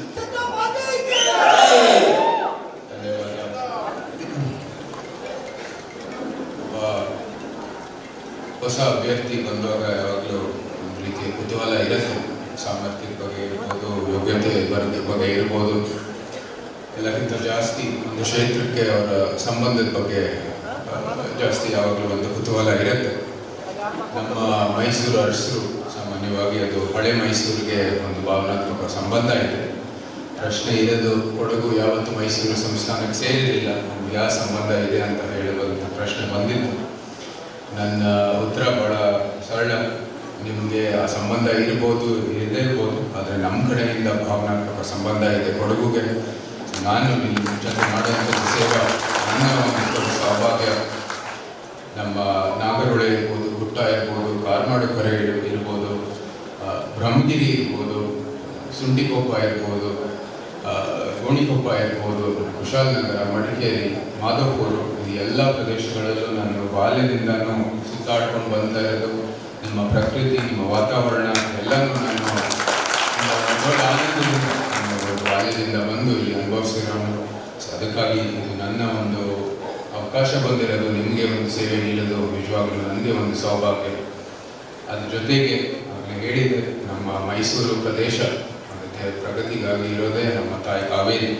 ಆ ತಾಯಿ ಕಾವೇರಿಯ ಉದ್ಭವ ಆಗೋ ಪ್ರದೇಶದಲ್ಲಿ ಬಂದು ನಾವು ಸೇವೆ ಮಾಡೋದು ಇದು ಪ್ರತಿಯೊಬ್ಬರ ಕನ್ನಡಿಗರ ಒಂದು ಕರ್ತವ್ಯ ಆಗುತ್ತೆ. ನಮಗಂತೂ ಅದನ್ನು ಕೂಡ ಒಂದು ಭಾಳ ದೊಡ್ಡ ಸೌಭಾಗ್ಯ ಮತ್ತು ಪುಣ್ಯ. ಮೂರನೇದು, ನಿಮಗೆ ಎಷ್ಟೋ ಕಡೆ ಹೇಳಿದ್ದೀನಿ, ನಮ್ಮ ವೀರ ಪರಂಪರೆ ಇರೋದು ನಮ್ಮ ಕೊಡುಗೆಯಲ್ಲಿ. ಅದ್ರ ಬಗ್ಗೆ ನಮ್ಗೆ ಎರಡು ಮಾತಿಲ್ಲ. 2 ಜನರಲ್ಗಳು ಫೀಲ್ಡ್ ಮಾರ್ಷಲ್ ಆಗಿರ್ತಾರೆ, 22 ಸುಮಾರು ಲೆಫ್ಟಿನೆಂಟ್ ಜನರಲ್ ರಿಟೈರ್ ಆಗಿರೋರು, ಎಷ್ಟೋ ಇವಾಗ ಇನ್ನೂ ನಮ್ಮ ಸೇನೆಯಲ್ಲಿ ಒಂದು ಸೇವೆ ಮಾಡ್ತಾ ಇದ್ದಾರೆ ಭಾರತದ ರಕ್ಷಣೆಗಾಗಿ. ನಮಗೆ ಯಾವಾಗಲೂ ಹೇಳ್ತಾ ಇರ್ತೀನಿ, ಪ್ರತಿಯೊಬ್ಬ ಭಾರತೀಯ ಕನ್ನಡಿಗನಾಗಿರಲು ಪ್ರತಿಯೊಬ್ಬ ಕನ್ನಡಿಗ ಭಾರತೀಯನಾಗಿರ್ತಾನೆ. ಅದಕ್ಕೆ ಪ್ರಥಮ ಉದಾಹರಣೆ ಅಂದರೆ ನಮ್ಮ ಕೊಡಗುನೇ. ಸೊ ಅದಕ್ಕಾಗಿ ನಿಮ್ಮ ಒಂದು ಭಾರತೀಯನಾಗಿ ನಿಮ್ಮ ಸೇವೆ ಮಾಡೋದು ನಿಜವಾಗ್ಲೂ ನಮ್ಮ ಒಂದು ಸೌಭಾಗ್ಯ. ಇಷ್ಟು ಹೇಳ್ತಾ ನಮಗೆ ಸ್ಥಳೀಯ ನಾಯಕರು ಎಲ್ಲರೂ ನಮಗೆ ಇಲ್ಲಿರುವ ಸಮಸ್ಯೆಗಳು, ಅಭಿವೃದ್ಧಿ ಹೇಗೆ ಮುಂದುವರಿಬೇಕು ಅಂತ ಎಲ್ಲ ನಮಗೆ ಒಂದು ಸೂಚಿಸಿದರೆ ಎಲ್ಲನೂ ಮುಂದುವರಿತೀವಿ. ಅನೇಕರು ಈ ಭಾಗಕ್ಕೆ ಕೊಡುಗೆಗಳನ್ನು ಕೊಟ್ಟಿದ್ದಾರೆ, ಅಭಿವೃದ್ಧಿ ಮಾಡಿದ್ದಾರೆ. ಅದೆಲ್ಲನೂ ಮುಂದುವರಿತಾ ಹೋಗ್ತೀವಿ ಅಂತ ನನ್ನ ಒಂದು ಹೊಣೆಗಾರಿಕೆ. ಅದ್ರ ಜೊತೆಗೆ ನಿಮಗೆ ಇಲ್ಲಿ ಇರುವಂಥದ್ದು ಕೊಡಗು ಆಗಿ ಉಳಿಬೇಕು. ಅದು ಬಹಳ ಮುಖ್ಯವಾದದ್ದು. ನಿಮ್ಮ ಸಂಸ್ಕೃತಿ, ನಿಮ್ಮ ಪಾರಂಪರ್ಯ ಇದನ್ನು ಉಳಿಸಿ ಬೆಳೆಸಿ ಅದು ಹೇಗಿದೆಯೋ ಅದೇ ರೀತಿ ಮುಂಬರುವ ಪೀಳಿಗೆಗೂ ಕೂಡ ಅದು ಲಾಭದಾಯಕವಾಗಿ ಮುಂದುವರಿಬೇಕಾಗಿರೋದು ಬಹಳ ಮುಖ್ಯವಾದದ್ದು. ಅದು ನಮ್ಮ ಮೈಸೂರಿನ ಅರಸರು ನಮ್ಮ ಪಾರಂಪರೆಯನ್ನು ಮಾಡ್ತಾ ಇದ್ದೀವಿ. ಇದು ನಿಮ್ಮದು ಪಾರಂಪರೆಯ ರಕ್ಷಣೆಗಾಗಿ ಒಂದು ನಮ್ಮ ಬಂದಿದೆ ಅಂದರೆ ಅದು ನಮ್ಮ ಸೌಭಾಗ್ಯ. ಅದು ಯಾವಾಗಲೂ ನಿಮ್ಮ ಕಡೆ ನಿಂತೇ ಇರ್ತೀನಿ ಆ ಒಂದು ರಕ್ಷಣೆಗಾಗಿ. ಅದ್ರ ಜೊತೆಗೆ ಹೇಳಿದರೆ ನಾನು ಹೇಳಿದೆ ನನ್ನ ಉದಾಹರಣೆಗೆ, ನಾನು ನಾಗರಹೊಳೆ, ಬ್ರಹ್ಮಗಿರಿ ಎಲ್ಲ ಪ್ರದೇಶಗಳು ಯಾಕೆ ಹೋಗ್ತಾ ಇದ್ದೇನೆ ಅಂದರೆ ವನ್ಯಜೀವಿಯ ಭಾಳ ದೊಡ್ಡ ಪ್ರೇಮಿ ನಾನು. ಸೊ ನನಗೆ ವನ್ಯಜೀವಿ ಮತ್ತು ಮಾನವ ಸಂಘರ್ಷದ ಬಗ್ಗೆ ಭಾಳಷ್ಟು ಕಾಳಜಿ ಇದೆ. ಅದನ್ನು ಪರಿಹರಿಸೋದು ಭಾಳ ಒಂದು ದೊಡ್ಡ ವಿಷಯ ಆಗಿರೋದು ಮತ್ತು ಅದು ಪರಿಹರಿಸೋದು ಭಾಳ ಬೇಕಾಗಿರೋ ಕೆಲಸ. ಸೊ ಅದಕ್ಕಾಗಿ ಯಾವಾಗಲೂ ನಿಂತಿರ್ತೀನಿ. ತಂತ್ರಜ್ಞಾನ ಮೂಲಕ ಆಗ್ಬೋದು, ಅರಣ್ಯ ಕಡೆಯೂ ಕೂಡ ಏನೇನು ನಾವು ಅವ್ರದ್ದು ಸಮಸ್ಯೆಗಳನ್ನು ಪರಿಹರಿಸಿ ಮುಂದುವರಿಯೋದು ಭಾಳ ಮುಖ್ಯವಾದದ್ದು. ಕೊಡಗು ಅಂದರೆ ಪ್ರಕೃತಿ, ಕೊಡಗು ಅಂದರೆ ವಾತಾವರಣ, ಅದರದ್ದು ಸಂರಕ್ಷಣೆ ಮಾಡೋದು ಭಾಳ ಮುಖ್ಯವಾದದ್ದು. ಸೊ ಇಲ್ಲಿ ಈ ಕ್ಷೇತ್ರಕ್ಕೂ ಮೈಸೂರಿಗೂ ಕೂಡ ಆರ್ಗ್ಯಾನಿಕ್ ಆದ ಡೆವಲಪ್ಮೆಂಟ್ ಇದು ಬಹಳ ಮುಖ್ಯವಾದದ್ದು. ಏನೇ ಅಭಿವೃದ್ಧಿ ತಂದ್ರೂ ಕೂಡ ನಾವು ಪ್ರಕೃತಿಯ ಕಾಳಜಿ ಇಟ್ಕೊಂಡು ತರಬೇಕಾಗಿರೋದು ಭಾಳ ಒಂದು ಮುಖ್ಯವಾದ ಒಂದು ವಿಷಯ. ಸೊ ಅದನ್ನು ಕೂಡ ನಾವು ಮಾಡ್ತೀವಿ. ಅದರ ಪ್ರಕೃತಿಯ ಕಾಳಜಿ ಇಟ್ಕೊಂಡು ಊರಿನ ವಾತಾವರಣವನ್ನು ಸಂರಕ್ಷಣೆ ಮಾಡಿ ಎಲ್ಲ ರೀತಿಯ ಅಭಿವೃದ್ಧಿಯನ್ನು ಮಾಡ್ತೀವಿ ಅಂತ ನಾನು ಹೇಳಕ್ಕೆ ಇಷ್ಟಪಡ್ತೀನಿ. ಆಗಲೇ ಎಷ್ಟೋ ವಿಷಯಗಳು ಹಲವಾರು ಬಂದಿದೆ ನಮ್ಮ ಕೈಗೆ. ಅದೆಲ್ಲನೂ ಪರಿಹರಿಸೋದಕ್ಕೆ ನಾನು ನಿಮ್ಮ ಜೊತೆಗಿದ್ದೀನಿ. ನಮ್ಮ ಇಲ್ಲಿ ಬಂದಿರುವ ಎಲ್ಲ ನಮ್ಮ ಈ ಹಿಂದುಳಿದ ವರ್ಗದ ಇದು ಸಮಾವೇಶದಲ್ಲಿ ಬಂದಿರುವ ಎಲ್ಲ ಮಹನೀಯರೇ, ಮಹಿಳೆಯರೇ ಮತ್ತು ನಮ್ಮ ಎಲ್ಲ ಸಹೋದರ ಸಹೋದರಿಯರಿಗೆ ನಾನು ನಮ್ಮ ಕೃತಜ್ಞತೆಗಳು. ಇಂಥ ಒಂದು ಅತ್ಯದ್ಭುತವಾದ ಸ್ವಾಗತವನ್ನು ನಿರೀಕ್ಷೆ ಮಾಡಿರಲಿಲ್ಲ. ಸೊ ಅದಕ್ಕಾಗಿ ನಿಮ್ಮ ನನ್ನ ಕೃತಜ್ಞತೆಗಳನ್ನು ಸಲ್ಲಿಸುತ್ತೇನೆ. ನಾನು ಜಾಸ್ತಿ ಮಾತಾಡೋದಿಲ್ಲ, ಯಾಕಂದರೆ ನಾನು ಕ್ರಮ ತಗೊಳ್ಳೋದೇ ಸಾಕ್ಷಿಯಾಗಲಿ ಅಂತ ನನ್ನ ಒಂದು ತತ್ವ. ಸೊ ಅದಕ್ಕಾಗಿ ನಾನು ಕೆಲಸ ಮಾಡೋಕ್ಕೆ ಶುರುವಾಗಿದ್ದೀನಿ. ನನಗೆ ಇವಾಗ ಇರೋದು ಬರೀ ಈ ಚುನಾವಣೆ ನಮ್ಮ ಮುಂದೆ. ಸೊ ನನಗೆ ಸಂಪೂರ್ಣವಾದ ವಿಶ್ವಾಸ ಇದೆ ನಮ್ಮ ಕಾರ್ಯಕರ್ತರ ಸಹೋದರ ಸಹೋದರಿಯಲ್ಲಿ ನಮಗೆ ಈ ಒಂದು ಒಳ್ಳೆಯ ಅವಕಾಶ ಮಾಡಿಕೊಡ್ತೀರಾ. ನಮ್ಮ ಕಡೆಯಿಂದನೂ ಆ ಅವಕಾಶ ಬಂದರೆ ನಾನು ಸಂಪೂರ್ಣವಾಗಿ ನಿಮ್ಮ ಕೆಲಸದಲ್ಲಿ ನಿಮ್ಮ ಕೊಡಗು ಉಳಿಸಲಿಕ್ಕೆ, ಅದರ ಸಂರಕ್ಷಣೆ, ಅದರ ಸಂಸ್ಕೃತಿಯನ್ನು ಉಳಿಸಲಿಕ್ಕೆ ಸಂಪೂರ್ಣವಾಗಿ ನಿಮ್ಮ ಜೊತೆ ನಿಂತಿರ್ತೀನಿ ಯಾವಾಗಲೂ. ಸೊ ಅದಕ್ಕಾಗಿ ನಿಮ್ಗೆ ಯಾವಾಗಲೂ ನಿಂತಿರ್ತೀನಿ. ನಿಮ್ಮೆಲ್ಲರಿಗೆ ಮತ್ತೊಮ್ಮೆ ನನ್ನ ವಂದನೆಗಳು. ಸ್ಥಳೀಯ ನಾಯಕರು ಎಲ್ಲರೂ ನಿಮ್ಮಲ್ಲಿ ಕೇಳ್ಕೊಳ್ಳೋದು, ನಿಮ್ಮ ಸಹಕಾರ ಸಹಾಯ ಯಾವಾಗಲೂ ಇರಲಿ. ನಿಮ್ಮ ರಾಜಕೀಯದ ಅನುಭವ ಭಾಳ ತೂಕದು. ಸೊ ನಾವು ಹೊಸದಾಗಿ ಇವತ್ತು ಒಂದಿನದಲ್ಲಿ ಶುರು ಮಾಡಿರೋದು. ಸೊ ಅದು ನಿಮ್ಮ ಮೇಲೆ ಭಾಳ ದೊಡ್ಡ ಡಿಪೆಂಡೆನ್ಸಿ ಇದೆ, ಅವಲಂಬಿಸ್ತೇನೆ. ಸೊ ಅದು ನಿಮ್ಮೆಲ್ಲರೂ ಇಲ್ಲಿ ಕಾರ್ಯಕರ್ತರ ಮೇಲೆ ಕೂಡ ಒಂದು ದೊಡ್ಡ ಅವಲಂಬನೆ ಇದೆ. ನಿಮ್ಮೆಲ್ಲರ ಸಹಾಯ ಸಹಕಾರದೊಂದಿಗೆ ಇದೆಲ್ಲನೂ ಯಶಸ್ವಿಯಾಗಲಿ ಮತ್ತು ಈ ಕೊಡಗು, ನಮ್ಮ ಮೈಸೂರು ಕೊಡಗು ಕ್ಷೇತ್ರ ನಿಜವಾಗ್ಲೂ ಪ್ರಗತಿಯನ್ನು ಬರಲಿಕ್ಕೆ ಒಂದು ಸಾಧ್ಯವಾಗಲಿ ಅಂತ ಪ್ರಾರ್ಥಿಸುತ್ತಾ, ಆ ತಾಯಿ ಚಾಮುಂಡೇಶ್ವರಿ ನಿಮ್ಮೆಲ್ಲರಿಗೂ ಒಳ್ಳೆಯ ಆರೋಗ್ಯ ಅಭಿವೃದ್ಧಿ ದಯಪಾಲಿಸಲಿ ಎಂದು ಪ್ರಾರ್ಥಿಸುತ್ತಾ ಒಂದು 2 ಮಾತು ಮುಗಿಸ್ತೀನಿ. ಈಗ ಪಕ್ಷ ಸೇರ್ಪಡೆ ಕಾರ್ಯಕ್ರಮ. ಈಗಾಗಲೇ ಪಕ್ಷ ಸೇರ್ಪಡೆಯನ್ನ ಕೆಲವು ಸಾಂಕೇತಿಕವಾಗಿ ಕೆಲವರನ್ನ ಪಕ್ಷ ಸೇರ್ಪಡೆಗೆ ಬಂದಿದ್ದಾರೆ. ಅವರನ್ನ ಸೇರ್ಪಡಾ ಕಾರ್ಯಕ್ರಮ ರಾಜೇಶ್ವರಿ, ಸತೀಶ್, ಅರುಣ, ಗುರುಕಿರಣ್, ವಿಶ್ವನಾಥ್, ಪುನೀತ್ ಪೂಣಚ, ಸುದೀಶ್,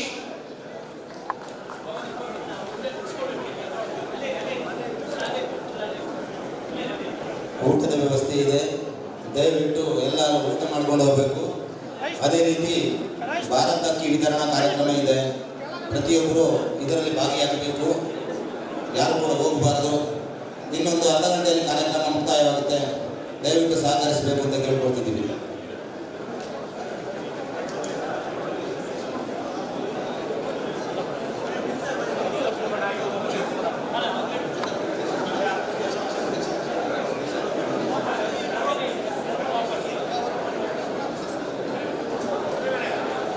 ಇದಾದ ನಂತರ ಆಗಿ ಕೊಡಗು ಜಿಲ್ಲಾ ಪಕ್ಷಕ್ಕೆ ಸೇರ್ಪಡೆಯಾದವರಿಗೆ ದೊಡ್ಡ ಚಪ್ಪಾಳೆಯೊಂದಿಗೆ ಸ್ವಾಗತಿಸಬೇಕು. ಪ್ರತಿಯೊಬ್ಬರು ಚಪ್ಪಾಳೆ ಆಗಬೇಕು. ನಮ್ಮ ರಾಜ್ಯದ ಕೆಲಸಕ್ಕೆ ಎಲ್ಲರೂ ಪಕ್ಷಕ್ಕೆ ಸೇರ್ಪಡೆ ಆಗಿದ್ದಾರೆ. ದಯವಿಟ್ಟು ಎಲ್ಲರೂ ಚಪ್ಪಾಳೆಯೊಂದಿಗೆ ಅವರನ್ನು ಸ್ವಾಗತಿಸಬೇಕು.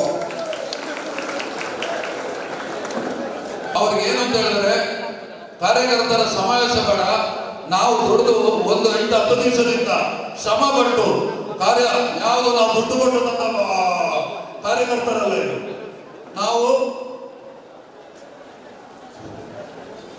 ನಮ್ಮ ಒಂದು ಮಾತಿಗೆ ಹಿಂದುಳಿದ ನಮ್ಮ ಟೀಮ್ನ ಒಂದು ಒಗ್ಗಟ್ಟಿಗೆ ಎಲ್ಲರೂ ಸೇರಿದಂತ ಕಾರ್ಯಕರ್ತರು. ನನಗೆ ಒಂದೇ ಖುಷಿಯಾಗಿದ್ದ ವಿಷಯ ಅಂತ ಹೇಳಿದ್ರೆ, ನಾವು ಏನು ಕೊಡಗಿನಲ್ಲಿ ಮೂಲೆ ಮೂಲೆಗೆ ತಲುಪಿ ಒಂದು ಸಣ್ಣ ಟೈಮ್ ಒಂದು 10 ದಿವಸದ ಅವಕಾಶ ಸಿಕ್ಕಿದಲ್ಲಿ